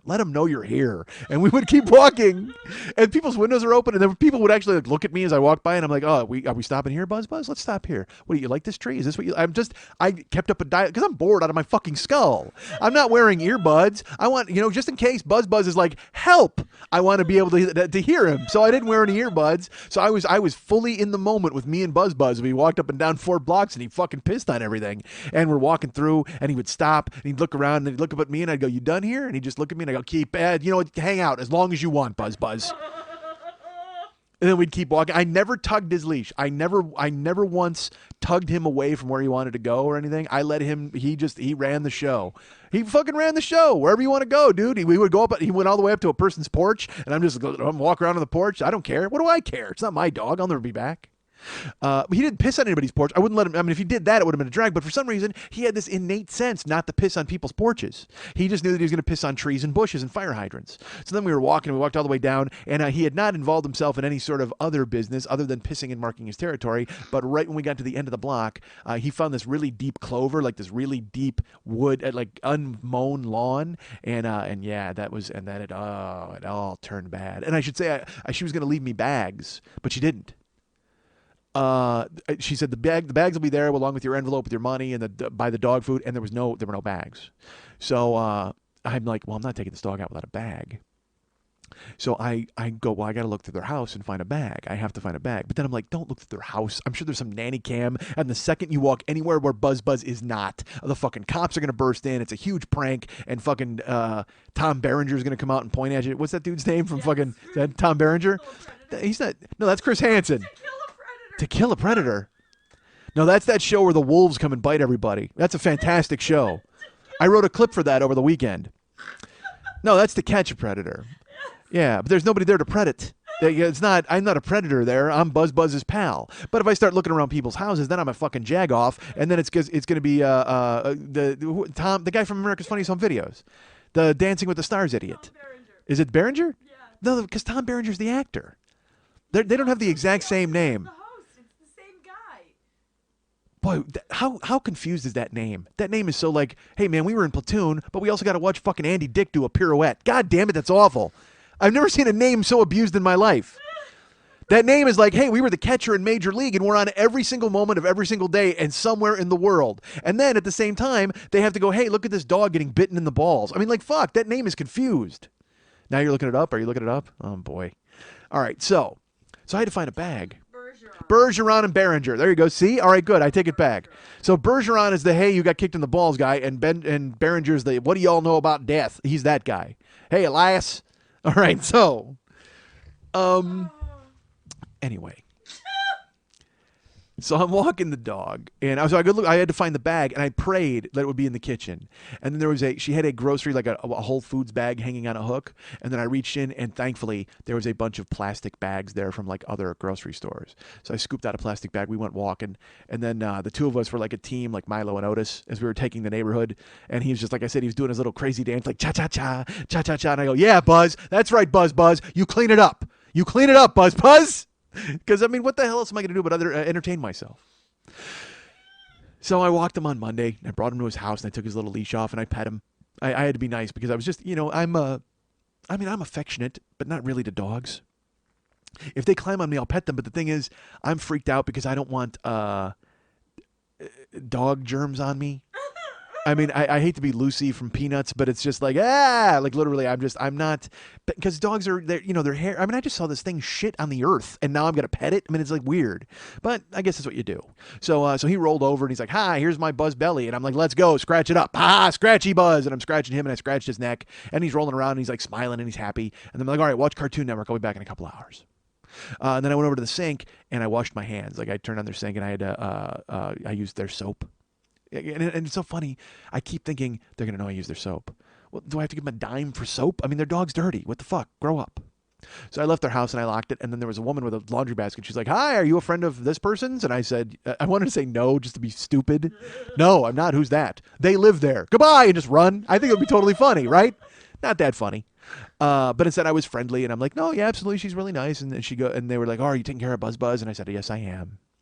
And so then I split, and then I came back later that night, and there was Adventure Time, and I won't lie, I watched about 10 minutes of Adventure Time with Buzz and I was petting him, and we were watching TV, and then I went and walked him, and then we came back, and I get him his water, and I got him his food. But again, the same thing happened. We were walking around. And I was just like, yeah, Buzz, that's right. You take this neighborhood by storm. You do this, Buzz. And we were just a team. It was awesome. Like, I didn't even want to walk him. I wanted to put him on my shoulder like a parrot and walk around and just be like, yeah, who wants some? Who wants some of me and Buzz? Because when you own an animal, you can make it do whatever you want. That's awesome. Hey, Buzz, you're not a dog anymore. You're a parrot. Climb on my shoulder. I'm going to wear a fucking pirate hat. Genius. Dude, if you could train a dog to be like a parrot and just sit on your shoulder, but then it might shit on your back. All right, so it might because it's up top. I think a parrot would do that first. Yeah, but a parrot, that's fine. Parrot, that's his job. Parrot shits on your back and he eats a cracker. That's his whole deal. That's what a parrot does. Literally, if you were advertising for a parrot on Craigslist, you'd be like, hey, must eat crackers and shit on backs. Done. Hired. I can do that. And you know what would happen? I, as a parrot, would apply for that job, and they go, I'm sorry, we're going in a different parrot direction. Can we keep you on file in case we have other parrot jobs to do? What would they be? I just said eating on crackers and shitting on backs. I do that. I'm a complete parrot. Fuck. But yeah, parrot shits on your back. That's fine. That's good luck, right? Isn't that like 8 years of good luck? It is. I'm serious. Look it up. If a bird shits on you, like a parrot or something, you're like, yay, you're supposed to be happy. But if it's only on your shirt, if it gets in your hair, you're pissed. Even if it is good luck, I'd still be pissed. I wouldn't give a fuck if it was good luck.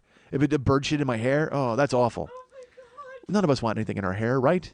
Believe me, I've put things in hair that wasn't supposed to be there, and that was not a good day. Oh. That did not go well. But, it's up to you. Tell me you don't want anything in your hair first, okay? Because I just assume, I walk in, I assume with no ground rule set, your hair is for filling. Maybe you want your hair to get glossed up. Who knows? Oh my god. All right. I don't know how it works. Are you supposed to ask first? No, man. I can't be asked. I got to get this out of me before the wolves show up and bite me. All right. So then, that happened. And I felt bad, like, going over there only twice. Like, because that's another thing is, like, to me, everything is human. Everything's alive. I've told you this. Like, I won't put Kleenex in the toilet because it's human garbage. Like, it needs to go in the regular garbage can because the toilet's for awfulness. Like, and Kleenex does a much different job. Toilet paper also should not really go into the toilet because but that's its lot in life, and that's what it's done, and that's what it's chosen to do, and that's what it went to school for. And fine, good for you, toilet paper. That's your thing. Do your job. But like when I open a can, if I open a can and they have that little like metal pop top, I always take it off because I hate that it bumps into my lip, but then I'll hold on to it. And then I will actually, when I'm finished drinking, I will place it back in the can because that's where it lives. Because, well, actually it lived on the outside of the can, but now I'll put it into the inner recesses of the can. You have a question? What would you do with the Mexican Coke bottle when you have the pop top on a glass bottle? Do you just hold on to that metal bottle till you finish and put it back on? No. I will finish. That gets thrown away. A bottle cap has to be thrown away. Look, I'm not an insane person. Really? I recognize that some things are garbage and refuse and have to be thrown away like that.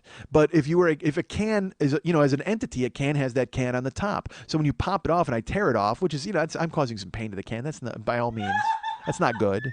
But then I'll finish my beverage and then I go, oh, guess what? You get to go back in there and live inside the little can house because it did its job. It lived on the outside of the can for so long. Why shouldn't it go ahead and relax inside of the can now? You're finished. Everything's done. But I have a weird thing where like things are alive and I don't want things to be hurt. I know that's weird. How did I get on that? I have no clue, crazy man. It's not crazy. Buzz on your shoulder. Inanimate objects. Yeah. But I was talking about inanimate objects that I don't want to be hurt. It's like, you know what I feel bad for? Cans of food. Wasn't that what you were talking about? No. No. But I will talk about this just right now. I also feel bad for the plastic bags that are used to clean up after Buzz because they were carrying milk like the day before and they're like, haha, we have an important job. We bring milk home from the store and then they go for a ride. They're like, oh, we're in a pocket. Who's this dog? And then you scoop them out. They're like, no! They're so horrified. Because earlier, they were carrying like groceries and cookies and all sorts of fun stuff. And they're like, I am bringing nourishment to a family. And now, instead, they're just cleaning shit out of the clover. That's not good. That's not what those bags are for. There needs to be some sort of shit bag that you can go ahead and fucking bring out there and put on your hand. And boy, that's a fucking process. The putting your hand inside out and then scooping it up. And then it's all fucking hot and terrible. God damn it. Why does anybody own a dog? And then when you're walking, you're carrying it and you've got to try to find like a dumpster or something to throw it in. Brutal. So, yeah, see, but that's terrible for a grocery bag because that's what it is. It's called a grocery bag. It's not a shit bag. It's not a colostomy bag. It's a grocery bag. Earlier, it had oranges in it. Oh my God, it was so happy to carry oranges home to a willing family. And then, sure enough, 24 hours later, it's been scooping shit out of a lawn. That's awful. That's just mean. See, you can't do that to a bag. All right. So, I didn't even know how I got on the inanimate object thing. I have no clue. So Buzz and I were there. Oh, here it is. I feel bad for like Buzz because they only wanted me to see him twice. So when I see him twice on Monday, he's like super happy and he's jumping around and he wants me to pet him and he rolls over and he shows me his belly and I pet him and I pet his neck and everything and I'm really friendly and I'm nice to him. And then I watched a cartoon with him after walking him a couple times. But then I had to leave and then they're like, you don't have to see him again Monday night. And the last time I saw him was like at 6:30. I went to walk him at 6:30 and I walked him until 7:30. Hung out with him, gave him a fucking petting, whatever. And then at 7:30, I'm like, well, I'm not going to see him again until tomorrow morning at like 9. That's brutal. That's like 14 hours he's going to be alone with just him and the Cartoon Network, for fuck's sake. So in my head, I was like, I should come back here at like midnight to make sure that he's okay. But I'm not gonna go into their apartment at midnight. How weird is that? It's weird enough that I'm walking in their house at like 6 at night or at 9 in the morning, but now I'm gonna show up in the middle of the night and just fucking walk into their apartment. Hey, what's going on? I'm just here to fucking break into somebody's house. Terrible. So I couldn't bring myself to do it, but I still felt bad for him. Yeah, I'm an idiot. So I wished I had the phone number because I would have called him. I mean, he couldn't answer the phone, obviously, but at least it would have rung and he would have known I was thinking about him. Seriously. No, I feel bad for him. Totally not. Sure. So I went ahead and so the next morning I get up and I had to be there at 9:30, and I roll over to Buzz's house and I go in and he's going crazy. He's so happy to see me. And outside they were doing some work on the apartment because I knew the apartment code to get in to her building. Rather than use the key and stuff, I was just punching those buttons. Well, when I walked up, the front door was propped open and there was water all over the place. They were tearing up a sidewalk. So I'm like, oh, I'll stay out of these guys' way. So I grab Buzz. I walk in. He's going crazy, doing circles. I put the fucking leash on him. We walk outside. And I'm like, yeah, Buzz, let's tackle a Tuesday. So we walk outside. We avoid the workmen. And there's a couple of people walking dogs. And they both go, Buzz. The dogs don't. The people do. Did I tell you I was in Narnia walking these dogs? It was magical. So these people were very nice to me, but at the same time, they started kind of like snickering, and they were like, hey, don't you feel weird walking such a tiny dog? And I said, no. And they said, well, yeah, it's just that you're such a big guy, and it's like he's so small. And in my head, I'm just like, do I have to suck a cock now? I mean, like, why are you... It's just a dog. Dogs are dogs. And honestly, if I had a dog, I'd have a tiny dog. I don't want to have some big, fat, giant dog. Fuck all that. So I'm like, no, I'm cool. Buzz is a cool dog. They're like, oh, we totally love him. And they pat him and everything's nice and we all got along. Because, look, I'm just out there chatting with the neighbors as I take my time to walk my dog Buzz. And I thought, wow, this could have been my alternate life. If I wasn't such a fuck up, I could be getting giggled at by strangers because I have a tiny dog. So we continued to walk. And then there was a house. It was funny. There was one building that had a sign that said, do not let dogs on the grass. And for some reason, Buzz knew that he wasn't supposed to go on there because we'd just breeze right by it the 3 times I walked him. So this third time we go breezing by, and a guy walks out of the apartment building, shirtless, holding a beer. It's 9:45 in the morning. This guy's got a beer, no shirt. And he's like, you better not let that dog on the grass. And I said, we're good. Morning. I'm still friendly. I'm still buzzing from my chat with the neighbors from earlier. And he goes, good, you better not let that fucking dog on the grass. And, I'm in a bad place as it is right now where it's like, I don't need an invitation to scrap. I kind of do. I'm trying to avoid that because I like being soft, as I told you earlier. But also, I'll kill a shirtless dude holding a beer, no matter what fucking time it is. I don't care. But it pissed me off that he was coming after Buzz. And the funniest part was Buzz just kind of stopped and looked at him. And he didn't growl or anything. But it was almost like he was daring him. Like Buzz was like, yeah, maybe I'll go on the grass if I want to go on the fucking grass there, shirtless dude. And I looked at him and I go, we're okay. He knows not to go on the grass. And now I'm defending Buzz like I know Buzz. I'm like, he knows not to go on the grass. And the guy's like, yeah, you better just keep walking. And I, all right. And as I kept walking with Buzz, he's like, because, if they even go on the grass, they piss on the grass and it makes the grass yellow. And I'm like, I'm done talking to you, Sancho. Put on a fucking vest. Chug that beer and start your day. Or, get a nap and end your day. And I walked Buzz up and down. And then we got into the house and he was going crazy. He wanted to be petted. So again, we're watching Cartoon Network and I'm petting him. And I'm petting his belly and I'm petting his neck. And then I give him some food and water. So I go over to the sink and I turn the water on and there's no water. Because that's what the workmen are doing outside. They've turned the water off to deal with a leak or something. And I just had my hands all over this filthy mutt. So I give him his food, and then he has no water to get. So there was like a bottle of Crystal Geyser water. And I took that and I dumped it in his bowl. And then I was going to wash my hands in it. But I'm like, then they're going to come home and see an empty water bottle and wonder why their bottle was empty. And I'm not... it's my weirdness that I have to wash my hands right away after the dog. It's not their weirdness. So I didn't. I kept my hands I felt like a leper. Like I didn't want to touch anything. So we went outside and I actually there was a towel in my car and I used the towel to start the car. Like I wouldn't touch that. And I steered with my elbows and my knees to my house. And then when I got into my parking lot, I didn't actually, because I have to turn into my parking spot. I just parked the car and got out and like ran to my house and soaked my hands in boiling water and fucking washed them real fast. And by real fast, I of course mean I spent 20 minutes with my hands in the hot water because I hate dog germs. Because I'm fucking strange. But that's me, Odd Jobs Johnson, man. I'm bouncing, I'm staring at tits, and I'm walking dogs. And hey, you got something you need done? Who needs a lawn mowed? Tell me, call me up. You know what? Let's talk about that real quick. The Monday Night Tease. So then girls are coming out and they're dancing and they're practicing, as I remember now to bring this to you. And there was a girl. I don't know. Should I say her name? Does anybody want me to say her names? A girl named Cece Stiletto. And she goes out on stage and she's doing Greta Grenade's number. So Greta Grenade had come out and rehearsed her version of Cece's number. Well, then Cece comes out and does her version of Greta's number.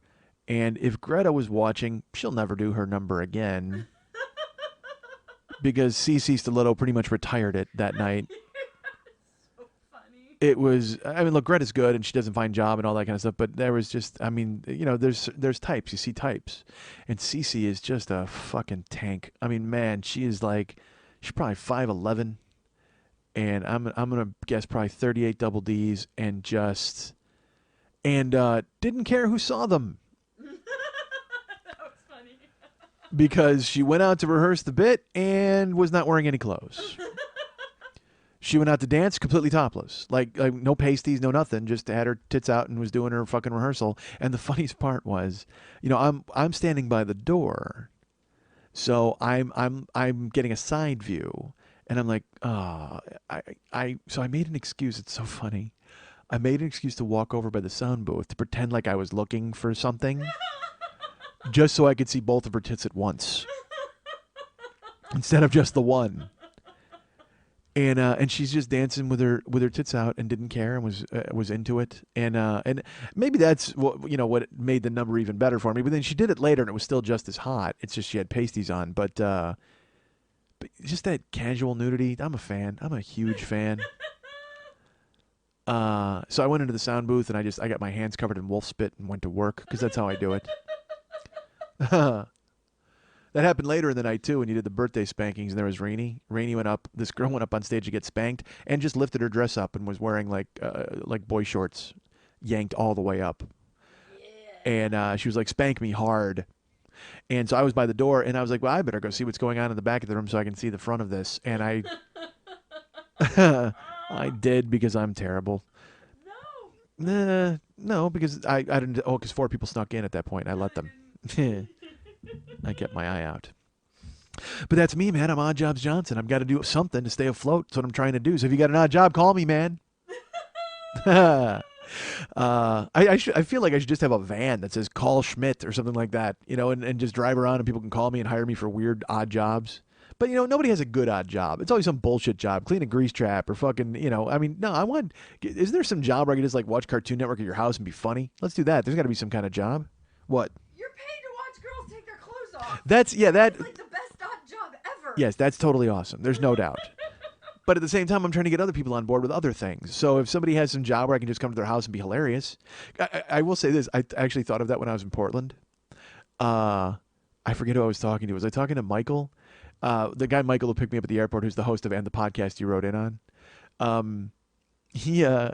was like, man, you know what? I got to figure out a way to make this happen where people just pay me to come to their town and we all hang out and just talk and just eat. And go out to a bar. I mean, but everybody pays me for the privilege. It's so stupid. But he's like, you know what? I bet there's some people who would actually do that. And I go, you know what? You're probably right. But I don't have the balls to even think about listing it where it's just like, hey, hire me to be a raconteur and come to your fucking party. That's crazy. It's awesome. It would be fucking awesome if somebody took me up on it just to get paid to hang out with them, to be posse. Like, that would be awesome. Rappers have posse, but I would be like a paid member of your posse. Hold on though. But the only problem is that the reason that doesn't work is because then eventually I would usurp you and I would be the coolest member and you would become my posse. There's not much doubt about that, because eventually all the other people in the posse would go, we love this dude. We need to elevate him from posse to leader, and you have to be sucked back into the posse. You've already done that. What, been posse? Yes. Remember Oh my God! Holy shit! I did do that. You were. Oh, see, I gotta make that a business model. It worked once. I gotta trick somebody else. Unless Seth and Brandy, hey, what are you guys doing? What's coming up? Memorial Day? What, you want to hang out? Tell me where we're going and what we're doing, and I'll be there. God damn it! God, I forgot about that. I was paid to be posse. Jesus Christ! Look at me. I'm the vanguard of being paid to be posse. Yes. I need to do it again. Somebody else out there who needs posse. Yeah, it does. The whole thing. That's why I keep saying it, because in my head I'm like keep saying, we need posse. I need a wolf posse. That's what I need. Oh, dude, I need a wolf posse. All right. That's probably why I didn't get that porn job, because I kept writing, oh, they kept filling up her posse with all 3 cocks. Oh, stupid. So that's me, man, trying to find an odd gig, whatever gigs there are. It's funny because I haven't talked about Portland. I should have. But I'll talk about that later or another time, maybe. Because I have to tell you, all right, there's a reason I came in late today to work with our good friend Lily. Because today was the day I was to audition for Wheel of Fortune, which is a game show of some note. Now, when last we left our hero, he had driven over 100 miles to go to the Morongo Casino in Cabazon, California, just to be involved in the tryouts, because they don't do a lot of Wheel of Fortune tryouts in Los Angeles, Southern California. So 100 miles out was about as close as they were going to get, unless I wanted to just fill in an online thing. But here's the thing. I didn't want to just be a piece of paper, as you know, because my whole selling point is me. My personality is what I bring to the table. Can I play hangman with the best of them? Certainly I can. But I also play hangman with a panache that you won't find in your normal hangman player. So I wanted to prove that to them in person. So I went down to the Cabazon Casino. As you know, this was about 10 episodes ago, maybe 10 weeks. I don't know. It was a while ago. But Captain RSTLNE was on the case. Went down to the Cabazon Casino, and just to refresh your memory, I showed up for the first audition. Didn't seem like there was a line. I went upstairs, and it was full. I mean, there was probably about 500 people there. And then they still had 3 other sessions to go through, or 2 other sessions. So they were going to see about 2,000 people that day. So I had to fill out a slip of paper. So it's funny. I did not want to fill out an online form because I'm like, well, then I can't be me. So I showed up there, and they made me fill out an even smaller form. This tiny little slip of paper. And they said, tell us something about yourself. And I wrote, I'm charming, handsome, and loved. As you know, I wrote that down.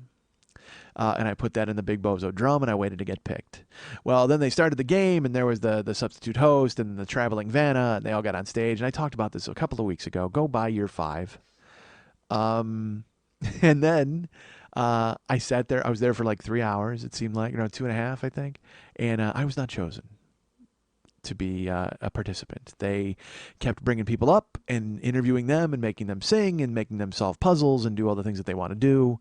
And I was not one of the people chosen, and I could not. I was fighting with myself. I'm like, do I really want to drive 100 miles to take this chance? And I'm like, well, yes, because if they pick you, you're going to be the man. Well, they didn't pick me. So I went downstairs. They're like, hey, you can go ahead and get back in line. Also, we do pick random slips of paper out of this drum when we get back to Los Angeles and call people for auditions. And, I thought, well, I got to hope charming, handsome, and loved carries the day. So sure enough, life took place. The next few weeks unfolded. And I was in Chicago doing a show. And on the shuttle bus to O'Hare, I checked my email, and I got an email from WOF Auditions. And I immediately freaked out. I opened it up, and it turned out that I had been invited to audition. You don't reply to the email. You have to call this secret number that they gave you, and you had to call it soon or they were going to fill up. And I had just checked my email like 20 minutes earlier, so I knew it was a new email. I immediately called them from on my cell phone from a bus in Chicago, and I got a recording, and I spelled out everything about me to them that they needed to know, and I made sure I was on the list. And then I went to Facebook, and I told all of you, and everybody was very excited. I don't mean to put words in your mouth, but I'm sure all of you were very excited. The people who saw it certainly seemed to enjoy it. So I wound up getting told the audition was going to be April 3rd. So that, folks, is today. And the audition was to be in Culver City, California, at a DoubleTree Hotel, in the Catalina Room. Ooh. That's right. And I have a lot of success in hotel ballrooms in the past. So I was already feeling good about this. And I stayed at a DoubleTree in Portland last week. So that was amazing. It was just like this weird symmetry. It was perfect. So I feel bad skipping over Portland to get into this. So I got up. I made sure I was like, Garrett, you got to get up early today, because again, I'm on a plane tomorrow. I have to be. I'm very lucky that it wasn't like April 4th, because honestly, I would have shunned my plane ticket and I would have driven to San Francisco. And if it would have been April 5th, I would have just been fucked. So luckily, it fell on April 3rd, which is the day before I'm flying to San Francisco. It just all dovetailed nicely. So I had to be there at 2:15 for a 2:30 audition. So I said, fuck it, you're leaving your house at 1. Because in California, you never know how long it's going to take. It was only 15 miles from my house, or 17 miles, but that could take an hour and a half. So I said, fuck it, you're leaving at 1. You're leaving at 1. You're leaving at 1. And I left my house, hopped on the 405, left my house at 10 after 1, of course. But I got on the 405, I was blazing, everything was fine. And I got off at Jefferson, looking good, went to the DoubleTree. You had to park. It was funny, they warn you.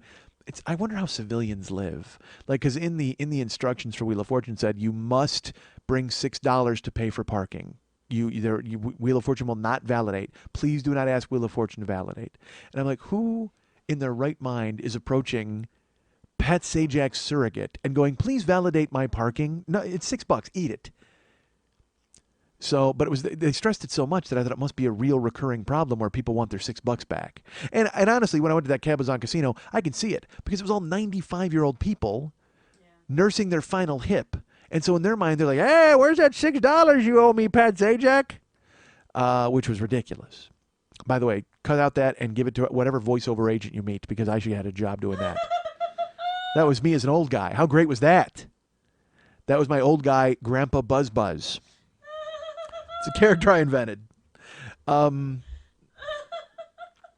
weird not having my tweakedaudio.com/40 earbuds in. I've done shows like that before, but still it's odd. So I get there today and I walk into the lobby and there are people spread out all over. I find the Catalina Room and there's a bunch of people clustered by that, and it says next audition 2:30. Do not come in if the doors are closed. So I look around and everybody's kind of taking the available seats. So I go out and I sit in the bar, and I'm in the bar and there's all sorts of people waiting, and there are people who are playing Wheel of Fortune on their iPads. And there are people that are practicing and studying and doing all that. And my favorite part is, look, I will not lie. After I got the audition notice, I've taped Wheel of Fortune every night because I had to reacquaint myself with the show. Look, I know Hangman, I know letters. All right, I use language every week. All right, but I had to kind of get an idea for the strategy again, because I used to be really good at Wheel of Fortune when I was a kid. But I haven't watched it for any real length of time. I mean, I've stumbled upon it certainly, maybe once a year or twice, but I'm just never watching TV at that point in time. And if I am, it's something I'm going to watch. I'm not flipping channels. I don't watch a lot of local TV. Here are more excuses for why I haven't seen the Wheel of Fortune. Nobody cares. Tell the story. Folks, get a pen. Here are all the reasons I haven't watched Wheel of Fortune in the last 15 years. Now. Because I knew if I ever started watching it, my wife would leave. Guess what? So I was like, all right, so I got to start watching it. So I started watching it, and they're all new. There's nuances where they have those connecting puzzles called Same Name. There's Before and After. You just got to get the vibe of those. And then I started to watch the strategy of people, and people on the show buy vowels like immediately. They do that now. It didn't used to be the case. And also, they're solving the puzzle with little money. Because there's so many pitfalls now on the wheel, they've built in a lot more bankrupts and stuff, and you can lose your money very quickly, lose at turns. It seems like they put more spaces, more pitfalls for you, because people are solving it right away. There will be these things called prize puzzles, and a guy will spin and he'll have no money. He'll buy vowels and then he'll go, I'm going to solve it with no money, because he's getting the prize, and the prize is a trip to Maui, and that's $6,000, so that goes in his total. He banks that. So it's all about strategy and knowing what to do. So I'm watching it over the past few weeks, and I will tell you this: you just fall right back into the rhythm of it. Like, I mean, I'm watching it, and I'm watching it at my house, and I got fucking Don Johnson in Miami Vice with just the J. Like, the category was 80s, and the J came up, and I just knew it. You just knew it in your fucking head, and I'm like, God damn it, I'm ready for this fucking show. Throw a blanket on me and get me out of here. This is fucking scary. I'm on fire.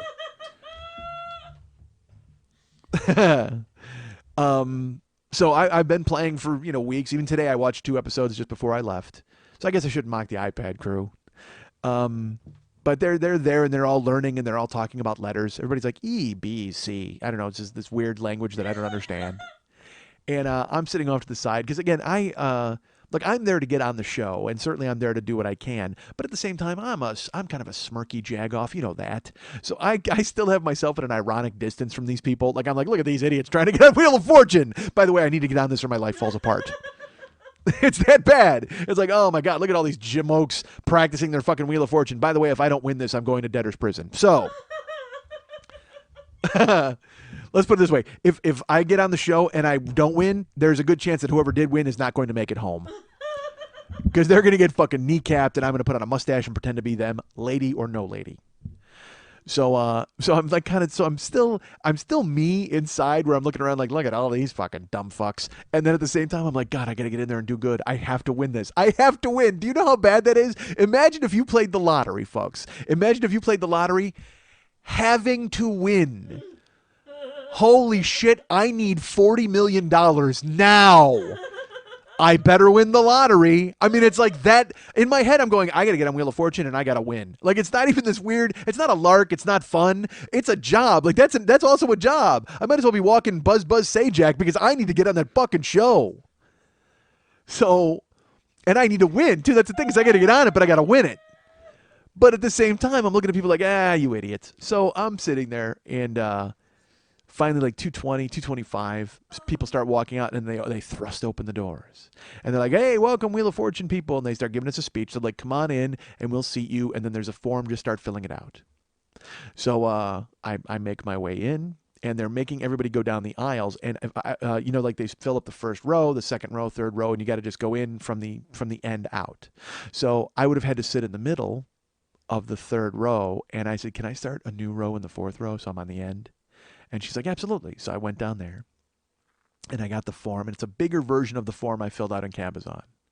So they want to know, name, address, phone number, all sorts of stuff. And then they're tell us something unique about you. And I, of course, immediately wrote that I had a dog named Buzz. Because I know that's going to go over very well. Oh my God. I did not. I'm not that pathetic.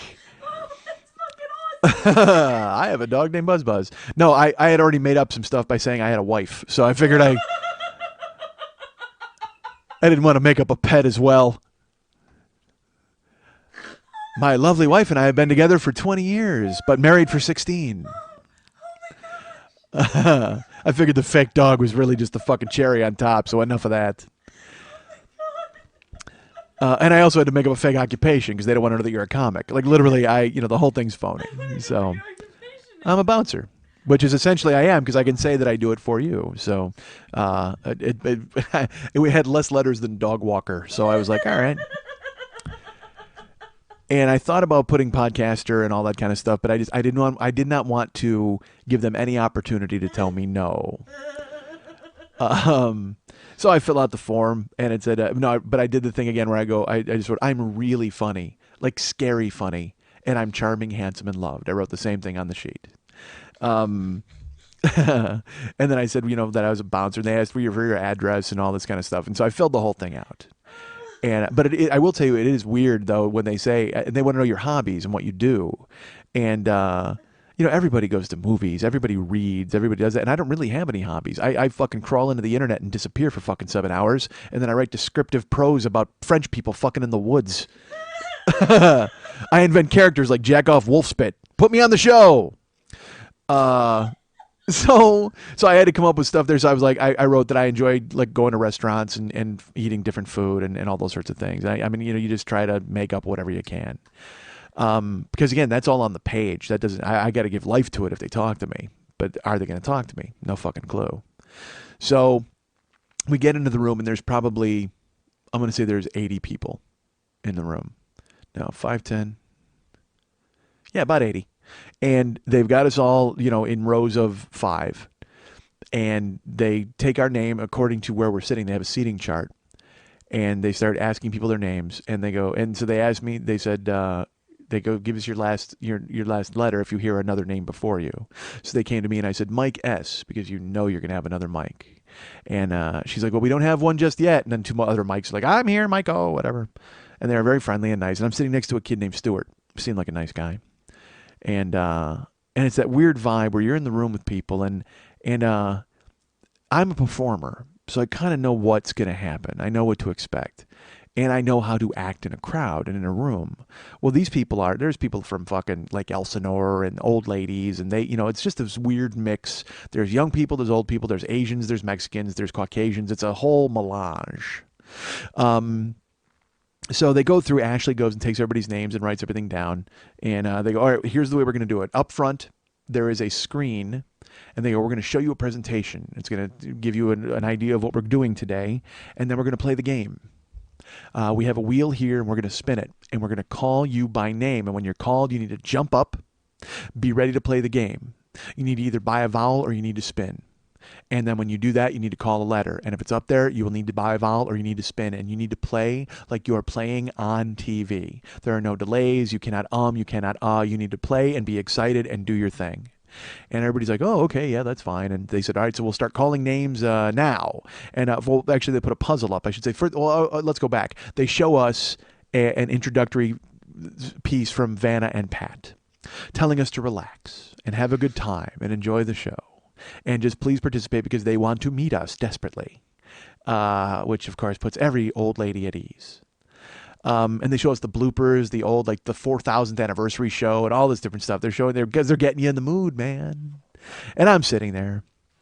And so they start doing the puzzle. They put up a puzzle, dee-dee-dee, and then they call a name and the person jumps up and she's like guessing letters. And then they do the spin, 350, and then you got to call it. And they're coaching you the entire time. They're telling you, hands out of your pockets, clap, have a good time, smile, do that. You're on the show. So it's weird, man. It's weird, especially if you're not a performer, because you're trying to solve the puzzle. You're trying to keep track of the letters that have been called. You're trying to keep track of whether you've spun or whether you've got to buy a vowel or whether you got a free play or you're going to lose a turn. And you got to listen to her as she tells you all this stuff to do. Plus, you got to look like you're having the best fucking time in the world. So they're putting these people through their paces and they're just like, hey, smile, make sure you clap and have a good time and call the letter L. Oh, there's 2 L's. Yay. Okay. I'll take an O. Well, so you want to buy a vowel? Yes, I'd like to buy a vowel. I'll buy an O. Okay. We'll take a K. Well, don't you have to spin first? Yes, I have to spin. It's like, and everybody's in the moment. They're doing it and they're calling out, Bill, and Bill stands up. And then when he gets a buzzer or he doesn't get a proper letter, they Sarah, and she stands up and everybody keeps playing.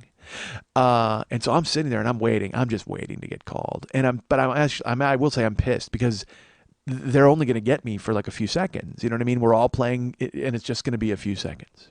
So they're playing, they're calling. And food and drink was the thing. And I did not know the puzzle. And it was 9 letters, 2 letters, 8 letters. And the only thing up was the L. There's an L in the first word. So they call, and then they call Mike S. And I should tell you, when they're calling everybody's jumping up and they're like, yay! And they're clapping and they're going crazy. But the thing is, they're overdoing it a little bit because they have to still focus and stuff. So I'm stupid. So they go, Mike S. And I just stood up and I didn't jump up, but I rose like a Leviathan. I rose out of the crowd. It was just a sea of people, and all you saw was my head and shoulders just fucking ascending to the top. And I fucking stood up and I just went, yeah! Because I'm stupid. Yeah! And I started clapping, and then I said, I said, spin it. And she spun it, and she's like, 350. And I said, I'll take a P. And there were 2 Ps. And I said, oh, spin it.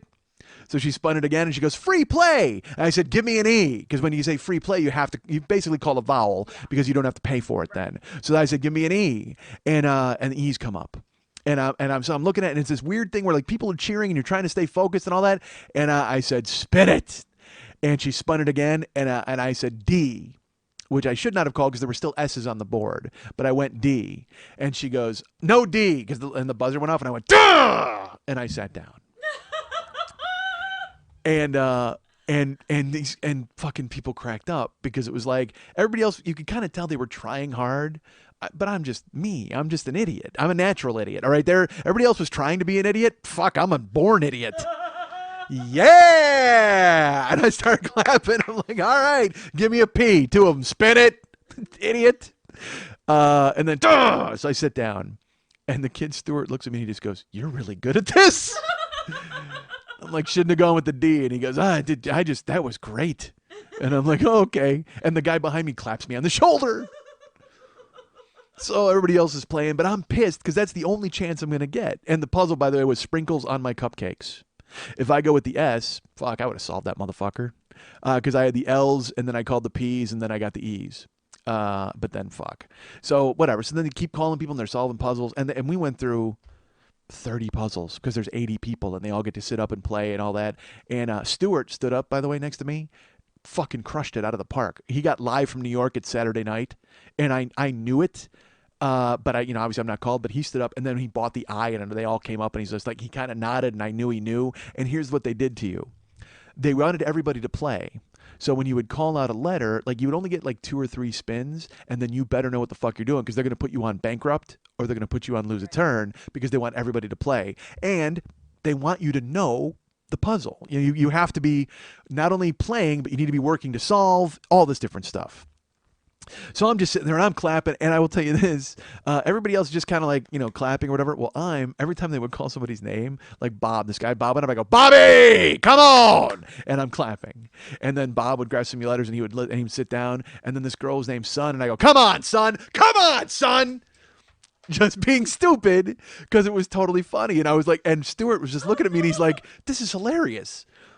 So, because that's all I got, man. All I got is me being me. Because that's the shit I did on, like, when I was on the Ultimate Fan League, I acted I acted the fool, just like a dude talking trash in the stands of a basketball game. But instead, we're all having a good time. So there was some woman named Jervon. And she was awesome. She was this fucking woman who does the, gospel singer or whatever. And, but they go, Jervon. And I go, oh, come on, Jervon. Come on. And she like solved the puzzle. And we're like, yeah. And fucking Mike O stood up behind me. He solved the puzzle. And I didn't even say anything. I just put my hand up. And he fucking high-fived me. And I'm like, that's right, Mike. He sits down.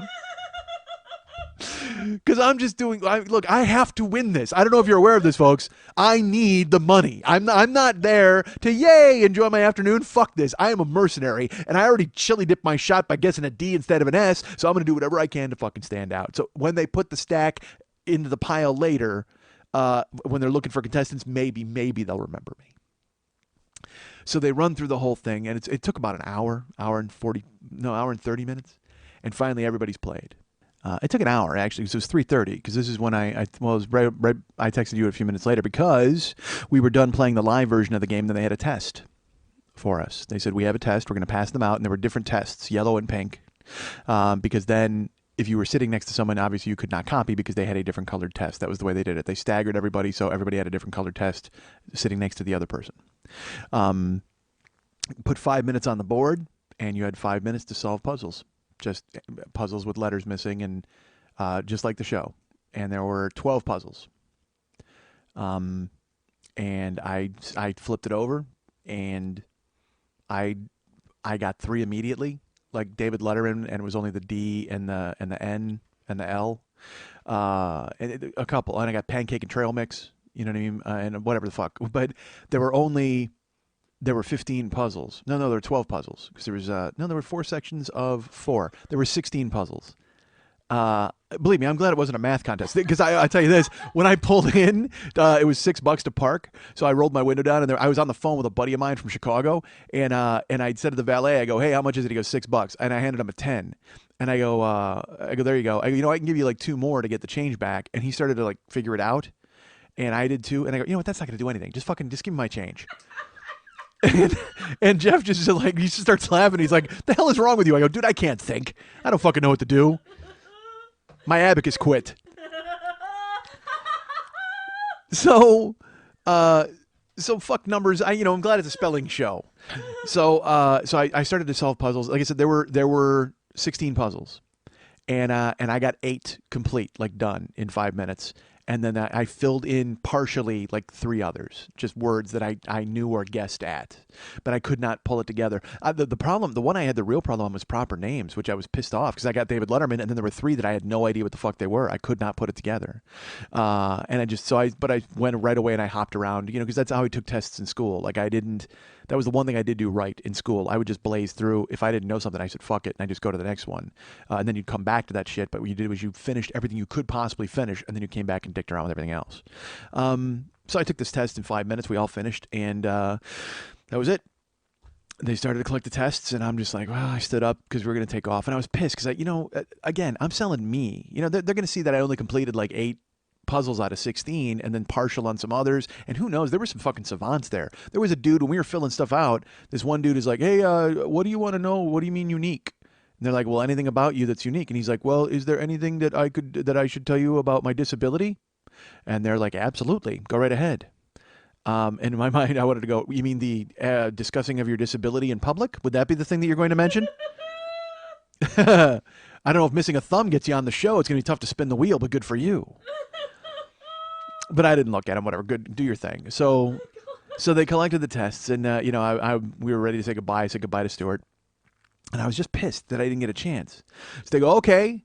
They go, well, we're gonna go, and we have to have a meeting, and we're gonna talk and go through your tests and things, and then we'll be back, and we'll announce everything then. But right now we're gonna go and be back in your chairs in 20 minutes. We'll call it 20 minutes. And they walked out, and I'm like, what the fuck? And Stuart stood up, and I'm like, what's up? And he's like, oh yeah, they now they make a cut. They're gonna take the tests, and then they're gonna keep people to play. I said, seriously? He goes, yeah, that's the way they do it. It's like they bring in all these people. I go, why? That's weird, because I was used to the casino where everybody was there and everybody got thrown into the same pile. He's like, well, no, this is how they kind of take the wheat from the chaff. And I'm like, all right, cool. By the way, Stuart did not say wheat from the chaff. That's my phrase. I don't want to hang that on Stuart, this fucking thing from the 20s.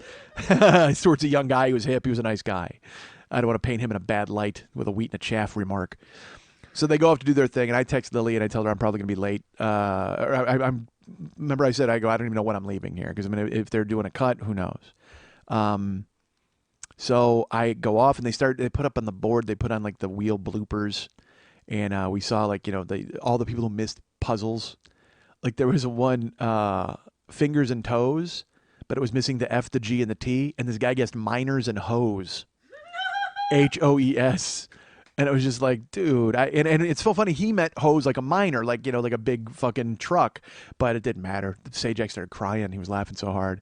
And there was one, a gathering of well-wishers, but it was missing the W-E and the W-I. And this guy's at a gathering of pill pushers.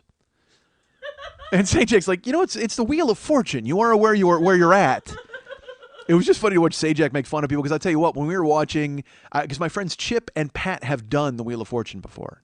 So when I told them when I was going to audition, they're like, dude, you're going to crush it. It's going to be great. And they go, and the best part is to watch Sajak, because he's just on autopilot. He's been doing this for 30 years or whatever.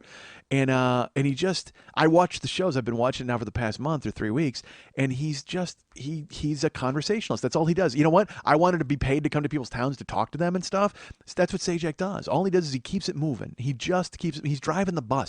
Sajak is driving the hangman bus. That's all he's fucking doing, and he's crushing it. He's really good at it. And you know how good he is, because then when you watch this blooper show, he's got to talk to Vanna, and Vanna, I've had better conversations with a statue. I mean, I don't know what... She still to this day is stilted on camera and trying to deliver lines and try to be funny.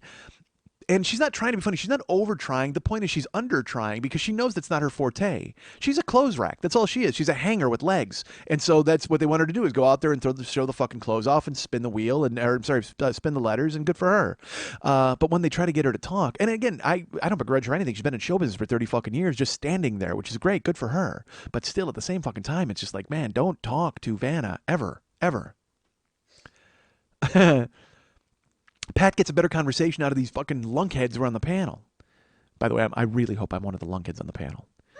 Because you know what? It's funny because I'm going to go bankrupt, folks. I can't do that. I need to get on there. I need to go on Wheel of Fortune, whose one of the main components is when guys hit bankrupt on the wheel. That's going to really hit home for me because if I hit bankrupt on the wheel, I am bankrupt. I have to win. This isn't even a lark. I need to get on Wheel of Fortune and fucking win. I have to have a victory, goddammit. So they go off, they figure out what they're going to do. And I'm sitting in my chair and I'm talking to Stuart, and he seems like a nice guy. And he tells me, he's like, hey, man, they're keeping you. I said, come on. And he goes, which in reality, in my head, I'm like, God, I hope they keep me. But I can't be like, oh, dude, I hope so, or whatever. But I'm just like, come on. I go, they're keeping you for sure. I go, you crushed it on Live at New York at Saturday night. Live from New York at Saturday night. He's like, yeah, I didn't know until the eyes came up. I go, I knew. I was staring right at you. I don't know why I had to be one step ahead of Stuart. He seems like a nice kid from Long Beach. So, and I should tell you this, too. I recognize the irony in the fact that in order to try to get on the show, I became everything that I hated.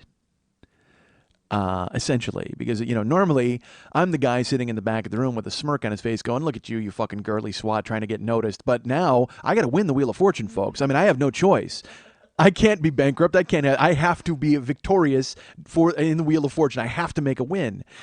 Make a win? I have to win the fucking thing. So I was enthusiastic, and I was still being funny about it, like saying the names, Bobby, and all that, and pointing and clapping and smiling. I should tell you that, too. When I was guessing, when I was spinning and playing Sprinkles or Cupcakes, she kept telling me to smile. She's like, smile, smile. Because I was kind of, intense, playing, severe. So I should tell you, when I was making fun of the names, and not making fun, but I was saying all the names, there was a couple in front of me, and their gimmick was they were fiancés, and they wanted to be on Fiancé Week if that ever came up. So they're like, make sure you put that on your application. But every time I would say somebody's name, they'd look at each other and smirk. Like this guy. But I didn't fucking care, because again, folks, I have to win the Wheel of Fortune. So they come in, and they got all the tests and stuff, and they said, all right, we apologize. Not everybody can be on the show. We're going to go through and we're going to call names. If we call your name, please stay. Do not applaud. Keep the applause to yourself until the end, of course. But if you didn't make it, thank you so much for coming. You can try again in a year. But if you did make it, well, just stick around, stay in your chair. Stay in the same chair, please. All right. So Karen, blah, blah, blah. And they say her. And Mike Schmidt. They kept me. And I was the second dude they kept. Like, I was the second name. So, and you had to say yeah or woohoo or whatever the fuck. So I'm just like, yep. Stupid. And then the funniest thing was, because I was so in the mode of like trying to be like, promoting it and trying to be all enthusiastic. Then they said, Mike O'Neill. And I went, like, which is just a stupid thing I do. All right, I do that on the plane. I think I told you this. I do this on the plane sometimes when they'll go, your captain is Scott Jorgensen. And I'll go, Scott. And I'll clap. And people will look at me like, what? You're an idiot. And I don't care because I think it's really funny. So when they said Mike O'Neill, I clapped. And I went, hold your applause. What are you doing? Stupid, stop. You're already in. Don't you got the job. So I fucking throttled down. And they kept, out of the 80 people that were there, they kept 20 people. And I was one of them. They go, all right. So they cleared the room of the riffraff.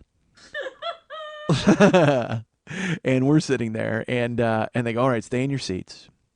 What we're going to do now is we're going to play a more intense version of the game. Ooh. Where you guys actually get to come up here, and you will spin the wheel. You will be enthusiastic and do everything that we asked you to do before, but it'll be as if you're on television, because we are going to film it. And we're going to make sure that we see how you do gameplay and celebrate and how you play. We like people who make logical guesses. We like people who guess the right letters. Well, but I'm serious because I promised my friends when I was a kid. I said if I ever get on, that the first I will call a cue for my friends. Like I would say, is there a cue, Pat? And he will go, what? And I'll go, it was for the UN of Evil. You know what I mean? But I won't be doing that now because I have to win the Wheel of Fortune if I somehow get passed. So. But regardless, this is my shot. So I'm in the room with 20 people, and they go, all right, we're going to take your Polaroids. So they walk around and they start taking pictures of everybody. That's how they have to do it. They're like, stand up, and, they got to take a picture. So I stand up, and I smiled, because, again, she was like, make sure big smile. Because you could see that, obviously, they had talked about that outside. We got to get him to smile. We have to make sure. And so I smiled, and I got my Polaroid taken, and they took photos of everybody else, and we sat down. They go, okay, we're going to call 5 people, and you're going to come up here and play the game. We're going to put a puzzle up, and we want you to actually spin the wheel, like mime spinning the wheel, and then everybody's clapping just like you're on television. And be enthusiastic, but also at the same time be logical, try to win. So they call up these 5 girls, and they go up there, and they start spinning and playing. And I keep clapping, Carol, come on, Carol. Jeannie, come on, Jean. I'm just being an idiot and making myself laugh and smiling. And I'm also, people are laughing with me. Like they're all starting to do it with me, kind of like. That's when I know my particular brand of nonsense is working, is when other people hop on board. Instead of looking at me askance like, what is that guy doing? But when other people start going, come on, Gene, yeah, Gene, I get the whole room into it. And it's like, oh, you've just changed the entire vibe. I mean, it's harder to do in a room of 80 because there is going to be shy people and all that. But now I'm in a room of 20 concentrated. We've boiled down the nonsense. We took just like a whole pile of nonsense sugar and we boiled it down into a nonsense caramel. So I've got a nonsense caramel right now, and I am the absolute lead cube in this caramel, and I am fucking cheering and saying names, and so everybody's going, come on, Chini, come on, and I'm giving people nicknames like an idiot, you know what I mean? It's like, oh, come on, Sleeves, you know, just being stupid, because it's funny to me. So I'm having a good time, and I'm cheering, and they solve the puzzle, and then they let 4 people sit down, and they keep 1 person, they bring more people up, and those people play, and then they call me. They're like, Connor and Mike Schmidt, and we all go up to the front. And it was Lisa with a Z next to me, and then Connor Z. No, Lisa Z. But I kept calling her Lisa with a Z. Come on, Lisa with a Z. So Lisa Z's on my left, Connor's on my right, and then there's 3 other people on the other side. And we went right into gameplay. There was no interview. All right, because I got to be honest, I was like, I can pull off the interview, but I'm also a little hinky about it because you don't want to try too hard and be that guy. And they were always saying they're like big voice, and you could tell when in the 80s, like you could see people who had no voice or just like didn't know how to play, they forgot to spin. I mean, it was just, dude, you're falling apart, and we will see you in a year. So they bring the 6 of us up, and song lyrics is our title. Song lyrics. So the first girl spins and she guesses, and she's wrong. And then the second girl spins, and I'm just, come on, let's go, let's do it. I'm cheering. And then the second person gets it, and she guesses an N. And the N comes up, yay, and she goes, I want to buy a vowel. And she's like, I think I'd like to buy an O. So she buys an O. So the first word is O-N. It's on. And then there's 4 other words. And the O's come up. There's a lot of them. Okay. So the O's are up, and she spins, and then she guesses a K, and it's not there. And then we go to the third girl, and she spins. She spins, and she guesses a B, and there is no B. And it comes to Connor. And Connor spins. I should tell you, Connor told us a little bit about himself. He moved to Southern California from the Bay Area to become a tax accountant. He's been here a year, and he loves it. So Connor spins the wheel. And Connor guesses a T. And the T comes up. It's in the second word. It's the first letter. So we got on, T, and then 3 other words. And then he spins again. We're all clapping. We're going crazy. I'm like, come on, Connor. And then he guesses an H. Because immediately when you say a small word with a T, you go for the H because you try to complete it. So they say, all right. And so it's up to him. And he goes, you know what? I'm going to buy a vowel. I'm going to buy an E. So he finishes the. So now we've got on the 3 words. And I know it, by the way. I should tell you this. I knew it before he bought the E. Once I saw it was on the, I knew what it was. The second, because I felt, I wasn't sure, I knew on, and in my head I was like, well, there's only, it just unfolded in my brain the second I saw on, and I knew. But unfortunately, it's not going to get to me because the 5 O's are up, and he guesses the, and I'm like, well, there's no way he's going to miss it. So then he buys an I. And there's a bunch of I's. There's 2 of them, I think. And they come up. And he goes, all right. And you should know it by now at this point. So he goes, well, I'm going to spin again. And he spins again. And they go, oh. And they put him on lose a turn. So it comes to me. And she looks. And it's funny. The woman's name was, I think, Ashley. She's like, all right, big smile, Mike Schmidt. Let's do this. And I go, come on, let's do this. Let's spin it up. And I grab the fake wheel and I spin it. And she spins the wheel. And it lands on 500. And I said, L. Because I know there are 3 L's. And this is another thing that people weren't doing, was they were ignoring what they were winning. Okay, so they'd land on 500 and then they'd get like 4 tees. So that's $2,000.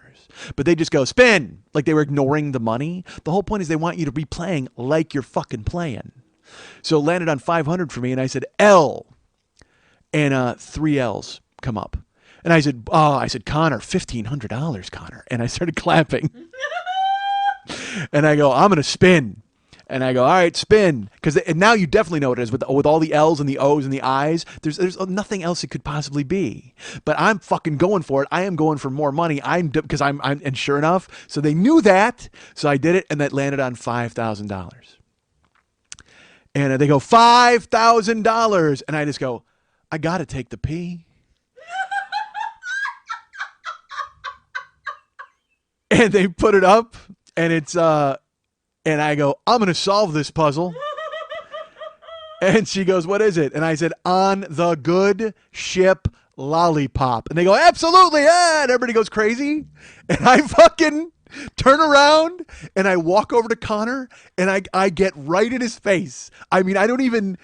because look, this is stupid to do and I know it, but I don't fucking care, but it's who I am. It's what I do. And sure enough, I go, on the good ship Lollipop. And they go, yay. And they all start clapping. And I turn around and Connor's got his back to me. And I walk up and I'm like 3 inches from him. And he turns around and I go, come on, Connor, head in the game. And I smack him on the ass. Ha ha! I go, that's $10,000, Connor. And I turn around and I go back to my spot. Because he wasn't even looking at me. And then when he turned, he looked, come on, Connor, head in the game. Smacked him on the ass. That's $10,000, Connor. And I go back to my spot. They're fucking dying. People behind me dying. And I'm just standing there. I go, yeah, come on. Yeah. Like the meanest guy in the history of Wheel of Fortune. Just like this villain. I need to grow a fucking crazy handlebar mustache. If I had a rope, I would have tied Connor to the train tracks. It was fucking devastating. Walked right up to him because he's like got his back to me. He's not even looking. And I'm standing there like a fight. Literally like a fight. But also having fun. I was smiling. I smiled the whole time. Actually, I'm smiling. And he turns around. He looks at me and I go, come on, Connor. Head in the game. Smacked him on the ass. That's $10,000, Connor. Ha ha! Yeah! Fucking, they just die. Literally, like they just put all the papers down and like cleared the room. Like, yeah, all right, this is over.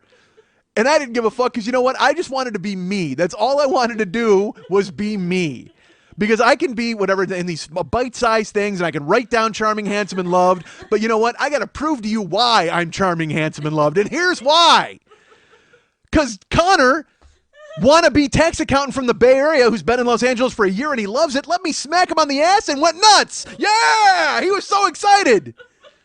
Who's this new dude smacking me in the ass? Who cares? That's $10,000, Connor.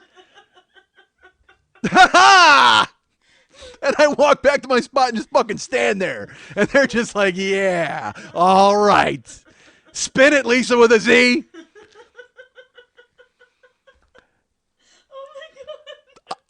I got a minute to be me. That's all I wanted to fucking do.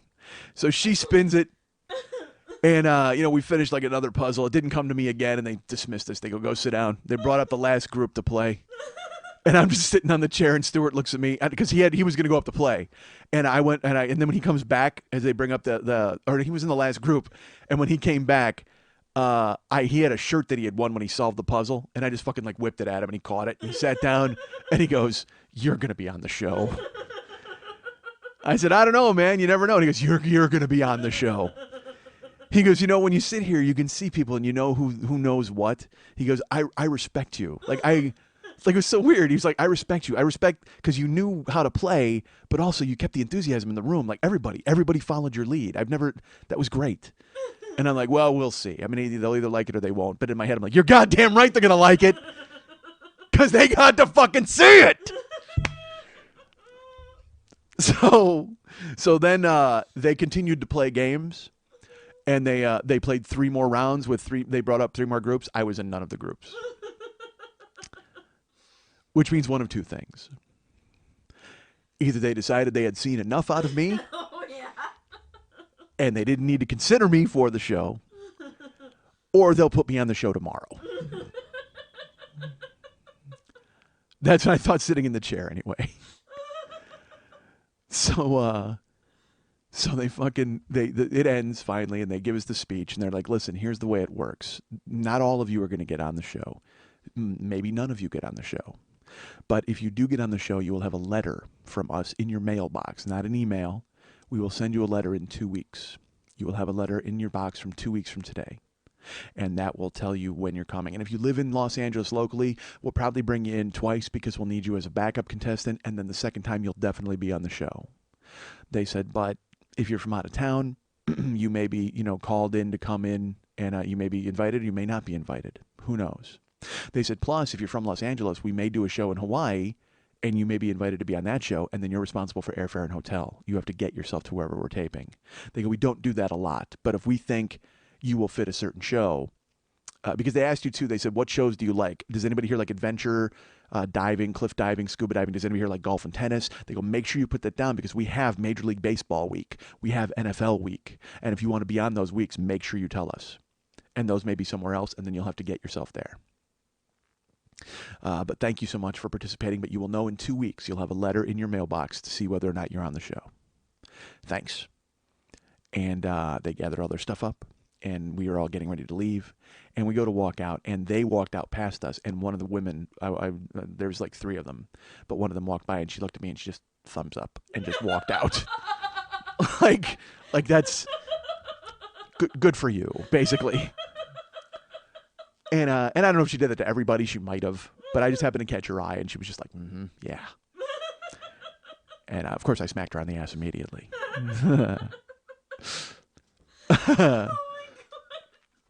So we went to walk outside, and everybody, it was just, I've done this before, where the entire room of people looks to you and just goes, what did you do? Why are you, who are you, and why are you doing that? Because they're civilians. And they're not used to a jackass in their midst.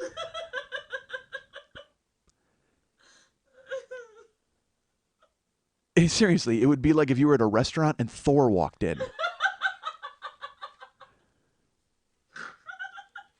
Everybody's there enjoying their fucking patty melts.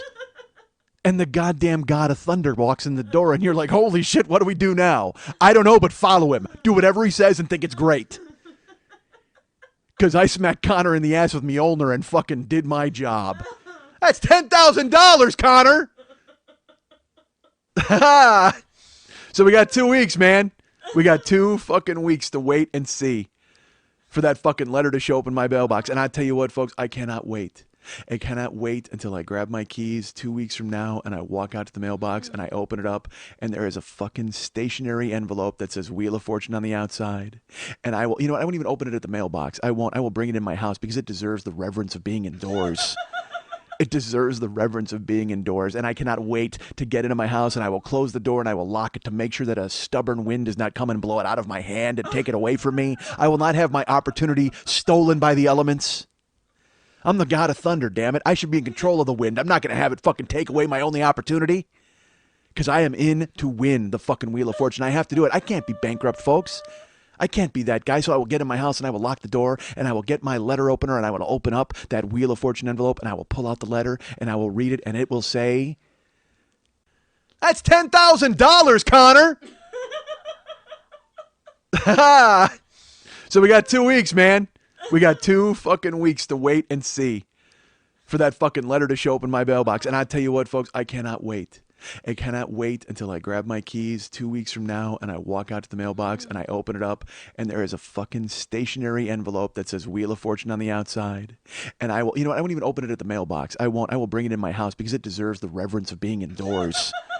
It deserves the reverence of being indoors. And I cannot wait to get into my house and I will close the door and I will lock it to make sure that a stubborn wind does not come and blow it out of my hand and take it away from me. I will not have my opportunity stolen by the elements.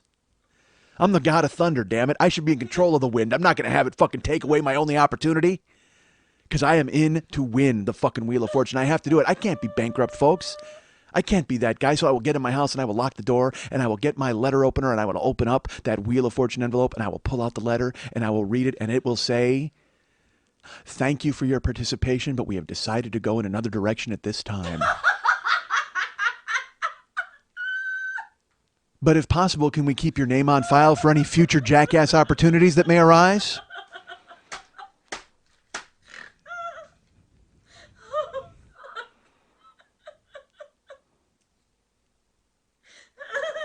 You guys can get me at Mike@MikeSchmidtComedy.com. You can be my friend at Facebook.com/The40-Year-Old-Boy. You can follow me at Twitter.com/The40-Year-Old-Boy. You can be my friend Dave Hernandez, who does all the music and all the cool artwork for the show. Be his friend at Facebook.com/DavidMexHernandez. You can be Lily Von Stup's friend at Facebook.com/Lily Von Stup. You can follow her at 2 different Twitter accounts, Twitter.com/MNTs and Twitter.com/FNHappyHour. And if you'd like to write her a personal note and find out how she does that amazing card trick that she pulled off on Monday night, Thank you. you can write her at Lily@burlesque411.com. That's Lily, Lili, at burlesque411.com. Bow before me, ignorant asshat! I am Yeep, hail to Thorgar, Lord of the Seventh Circle of Hell, instructing you to go to Zazzle.com/40-year-old-boy immediately! That's Zazzle.com, 40-year-old-boy! Want to remind you folks about the Monday Night Teas every Monday night at the 3 clubs on Santa Monica and Vine. I happen to know the guy who works the door. If you grease his palm, maybe you'll get in. We'll see. But I also happen to know the producer of that show, and I know that she frowns on that sort of behavior, and she happens to be here right now. Her name is Lily Von Stup. Hey, Lily. Hello, Michael. How are you? I am good. That's fantastic news. And we talked a little bit about the Monday Night Teas this week. I don't think I ever finished. So you wore Buster Balloon's zoot suit, and you did card tricks, and you had a weird skin cap on your head. But what we did not mention was that Buster Balloon did Lily's "I'm So Tired" routine, wearing her lingerie and wearing a lady costume and having full makeup and a wig. And it was a really smart move to have him open it. Oh, yeah. Because it set the tone for the whole night, and it also got the message across. It was really good. I like the way you mixed it up. Two drunk girls. Yeah. It took us But hold on. till the end of the show that we realized why the costumes didn't fit, and I was like, how drunk are you? Yeah. But let me tell you something. Every event that has ever gone on the earth, you can always say, except for the 2 drunk girls. No matter what, a baseball game, a fucking cockfight, anything at all. You could describe it, and you could say how bad it was or how good it was, and you'll have to always throw in the caveat, except for the 2 drunk girls. True. So pay them no mind. But it was an amazing show, and it was a really good job, and the card trick was amazing. I referenced it, but that was fun.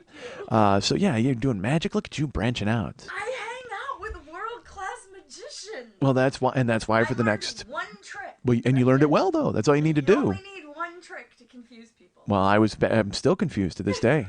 But don't tell me. I don't want to know. I don't ever want to know. It's funny. I did 2 podcasts when I mentioned I was on the road.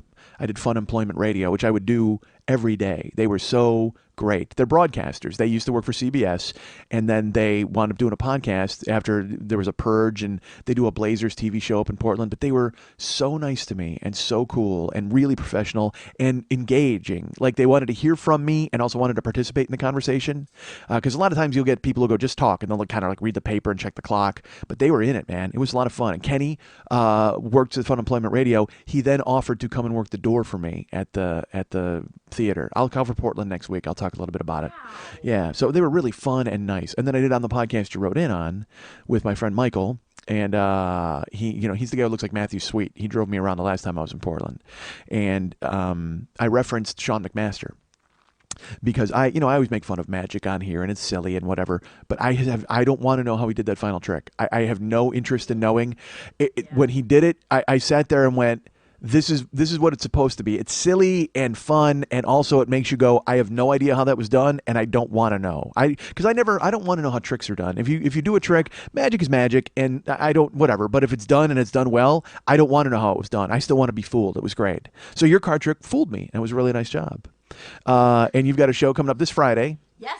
at the Friday night happy hour, the effin' happy hour. FN happy hour. Yeah, and you're hosting as always on Fridays, and then who's performing? Who's dancing? Gosh, I have Frankie Sin, who is, she doesn't perform with us very often in LA proper. She's out of the OC. Delighted to have her coming up. May Lust, Dr. Lust, gosh, there's Caramel Knowledge and one other, and I can't remember who it is, and I feel bad. And then I have Shotzi and Loudermilch, which is a psychic duo. And I gotta tell you, I don't necessarily like psychics, but they are friggin' amazing. So, funny psychics or amazing psychic? Or both? Funny amazing. Oh, good. Okay. Funny amazing. It's a wonderful routine. Nice. Yeah. And I will not be there this Friday. I will be engaged elsewhere. We will talk about that later. And then the Monday Night Teas next week. It's our Gotham Girls show. We've teamed up with Yachty Presents out of the OC. We took Meat Fest down there. Stop calling it the OC. Why? Just say Orange County. Well, okay, Orange County. Good. And then she's bringing up her Gotham Girls show, which is all DC Comics. Oh, okay. Batman and Robin and... Black Canary. No, we have Poison Ivy. Batmite. And, the Penguin. And Aqualad. What's wrong with you? I'm guessing DC Heroes. I'm trying to participate. No. No Aqualad? I'm not. I'm out. I'm out.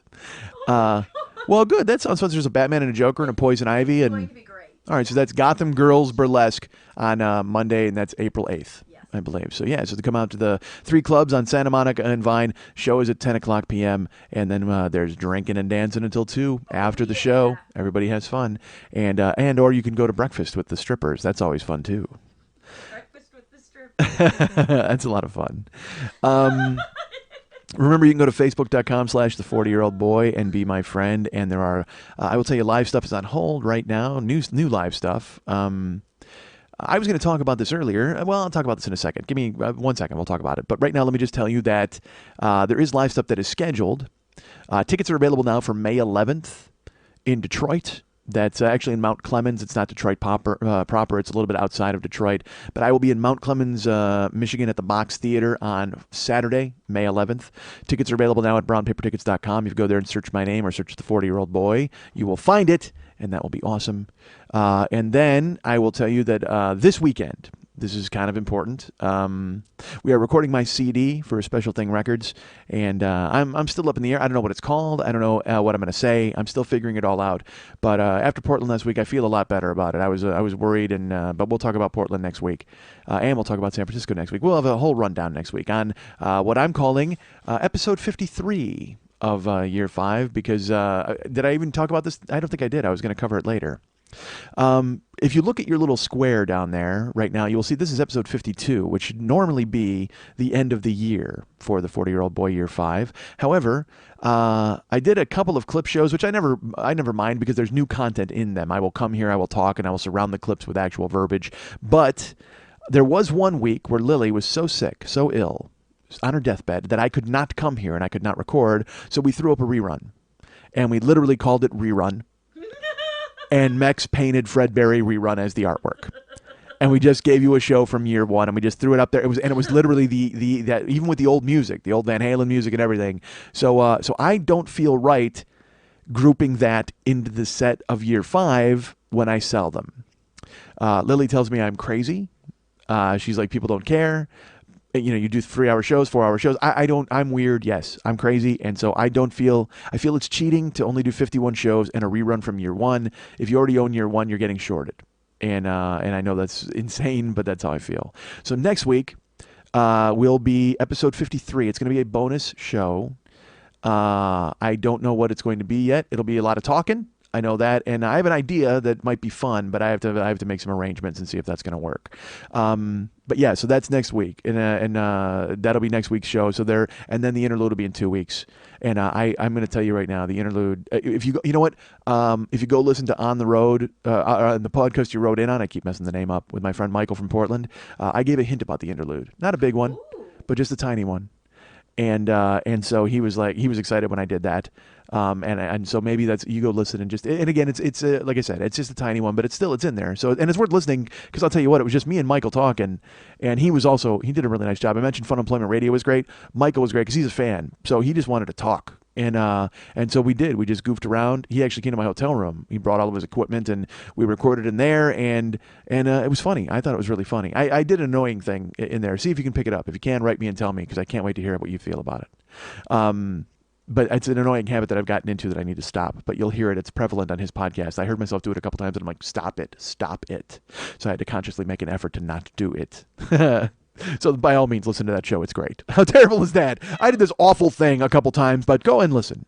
But no, it was really fun. Fun Employment Radio, and on the podcast you wrote in, or the podcast you wrote in, or on the podcast you wrote in on, search that in iTunes. You will find them both. Download them. They are great. I felt great about both appearances, so those are available now.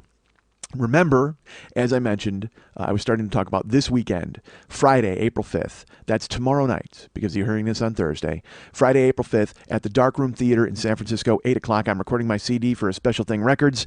Tickets are available now at brownpapertickets.com. I can tell you this, we are close to selling out, which I'm really excited about. Yeah. So go grab tickets. Get online tickets. They're only available today, which is Thursday. And I won't know if there's going to be walk-up tickets until Friday morning. But right now, it's kind of a crapshoot. So if I was you, I would buy them online, because people have been very nice and been gobbling them up, which is really cool. So go ahead and get them. That would be something I would appreciate, and everybody would love it, including me. So like I said, May 11th in Detroit, April 5th. That's tomorrow night in San Francisco. And then, I want to do other live stuff, but it's just, it's a weird time right now. I will start putting it together. And that's what we need to talk about, because I'm going to be at the Bridgetown Comedy Festival in 2 weeks. That's April 18th or 18, 19, 20, 21. And I think I'm only there on the 19th and the 20th. I have not been given a schedule just yet, so I can't tell you when I'm performing, where, what. I don't know anything about it. All I know is I've been invited, and I'm supposed to be there, and I bought a plane ticket, so I sure hope they have some show scheduled for me. But I can also tell you this. I was looking at that show as being the kickoff to starting to do a new live show, to have different stories than the one man. Now, I will tell you this. When I get to Detroit, I'm probably going to do the regular one man, because that was what you signed up for and you were going to see anyway.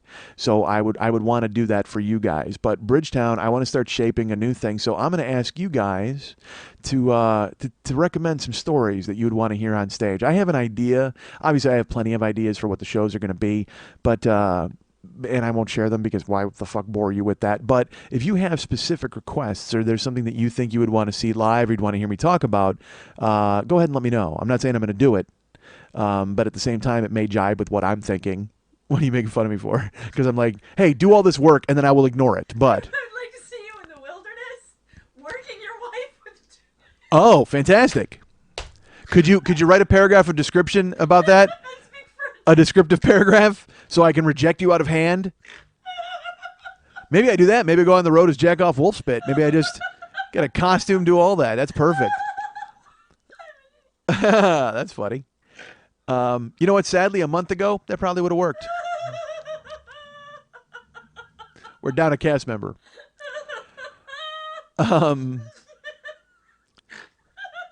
So, recommend some stories. Recommend some things that you would be interested in.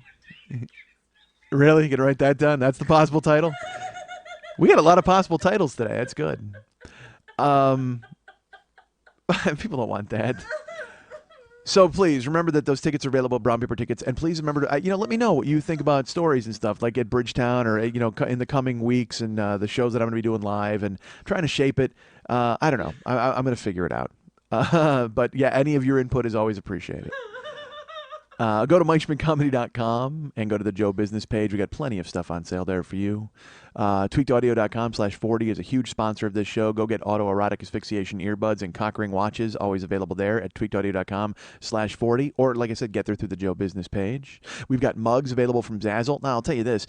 You may notice the prices have gone up on the mugs. Not my doing. Zazzle went with a 12% price increase across the board. And then wrote me, and they're like, hey, you should adjust your price so you can get more profit. And I'm like, maybe you shouldn't raise fucking prices, Zazzle, you dicks. But that's that. I could take the mugs down, but they're up there if anybody wants them. But please know that I was not the guy who went in and fucking tried to rape you on a price. That seems strong. Price of a mug. That's a word I shouldn't use. Whatever. So please also know that there is artwork available. And Jeannie, you or Ginny or Jeannie. I don't know how to pronounce your name, but you've been very cool and patient. And I will. I have to figure out exactly what to do with your artwork. But thank you so much for getting back to me.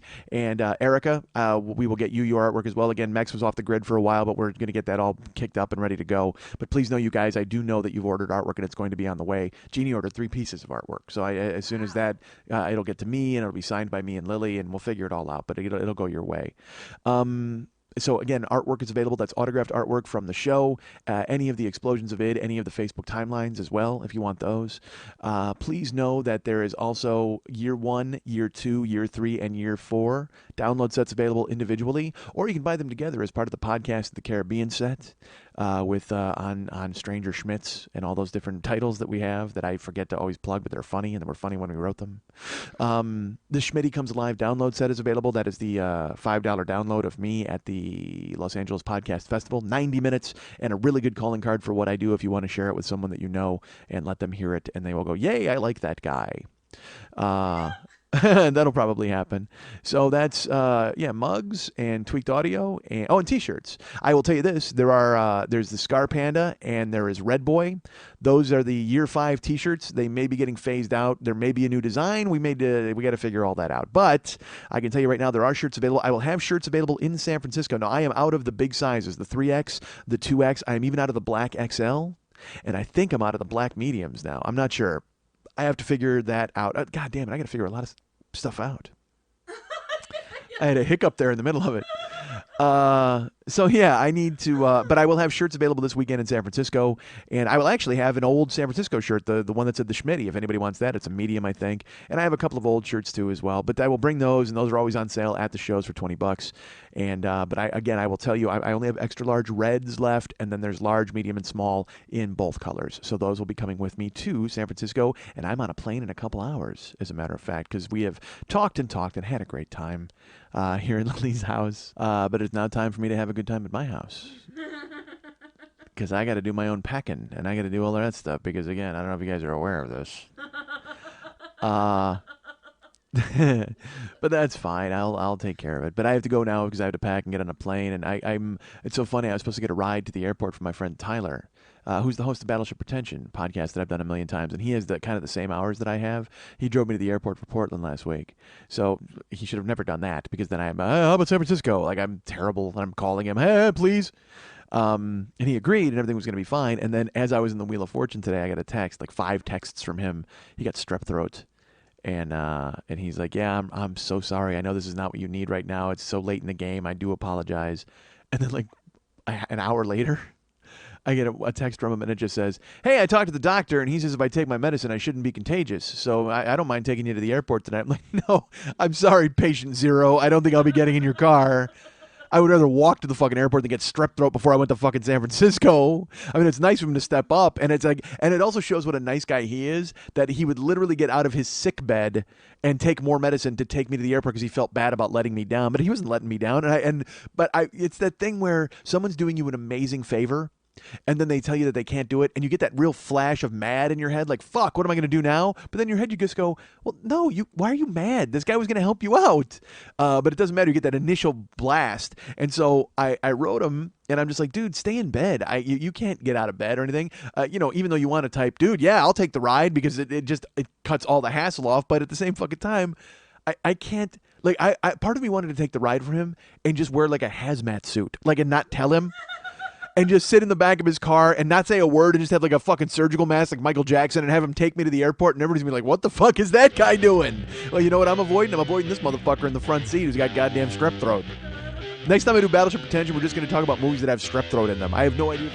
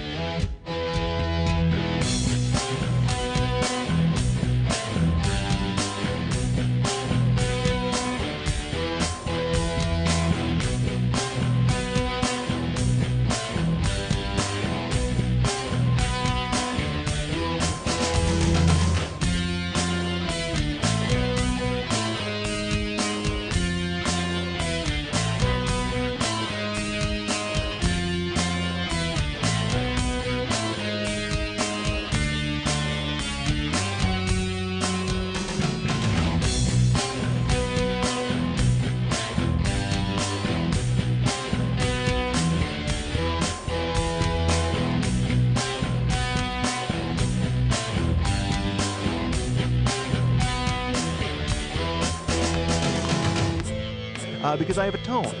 Because you know why? Because I talk quickly and I don't fucking think. That's why. I think that's what it means when you have a tone. Is you don't fucking bother to care what comes flying out of your goddamn mouth. I try to grow the show and I want people to get on board and they're like, I listen to it and you talk too fast. Really, I talk too fast. How the hell else am I supposed to cram all of this into a small 3-hour window? Dude, there's no script. I just go with this shit on the fly. It makes me laugh. If it doesn't make you laugh, turn the fucking station. And by turn the station, I mean turn the wheel of your car right into a guardrail. Jesus fuck.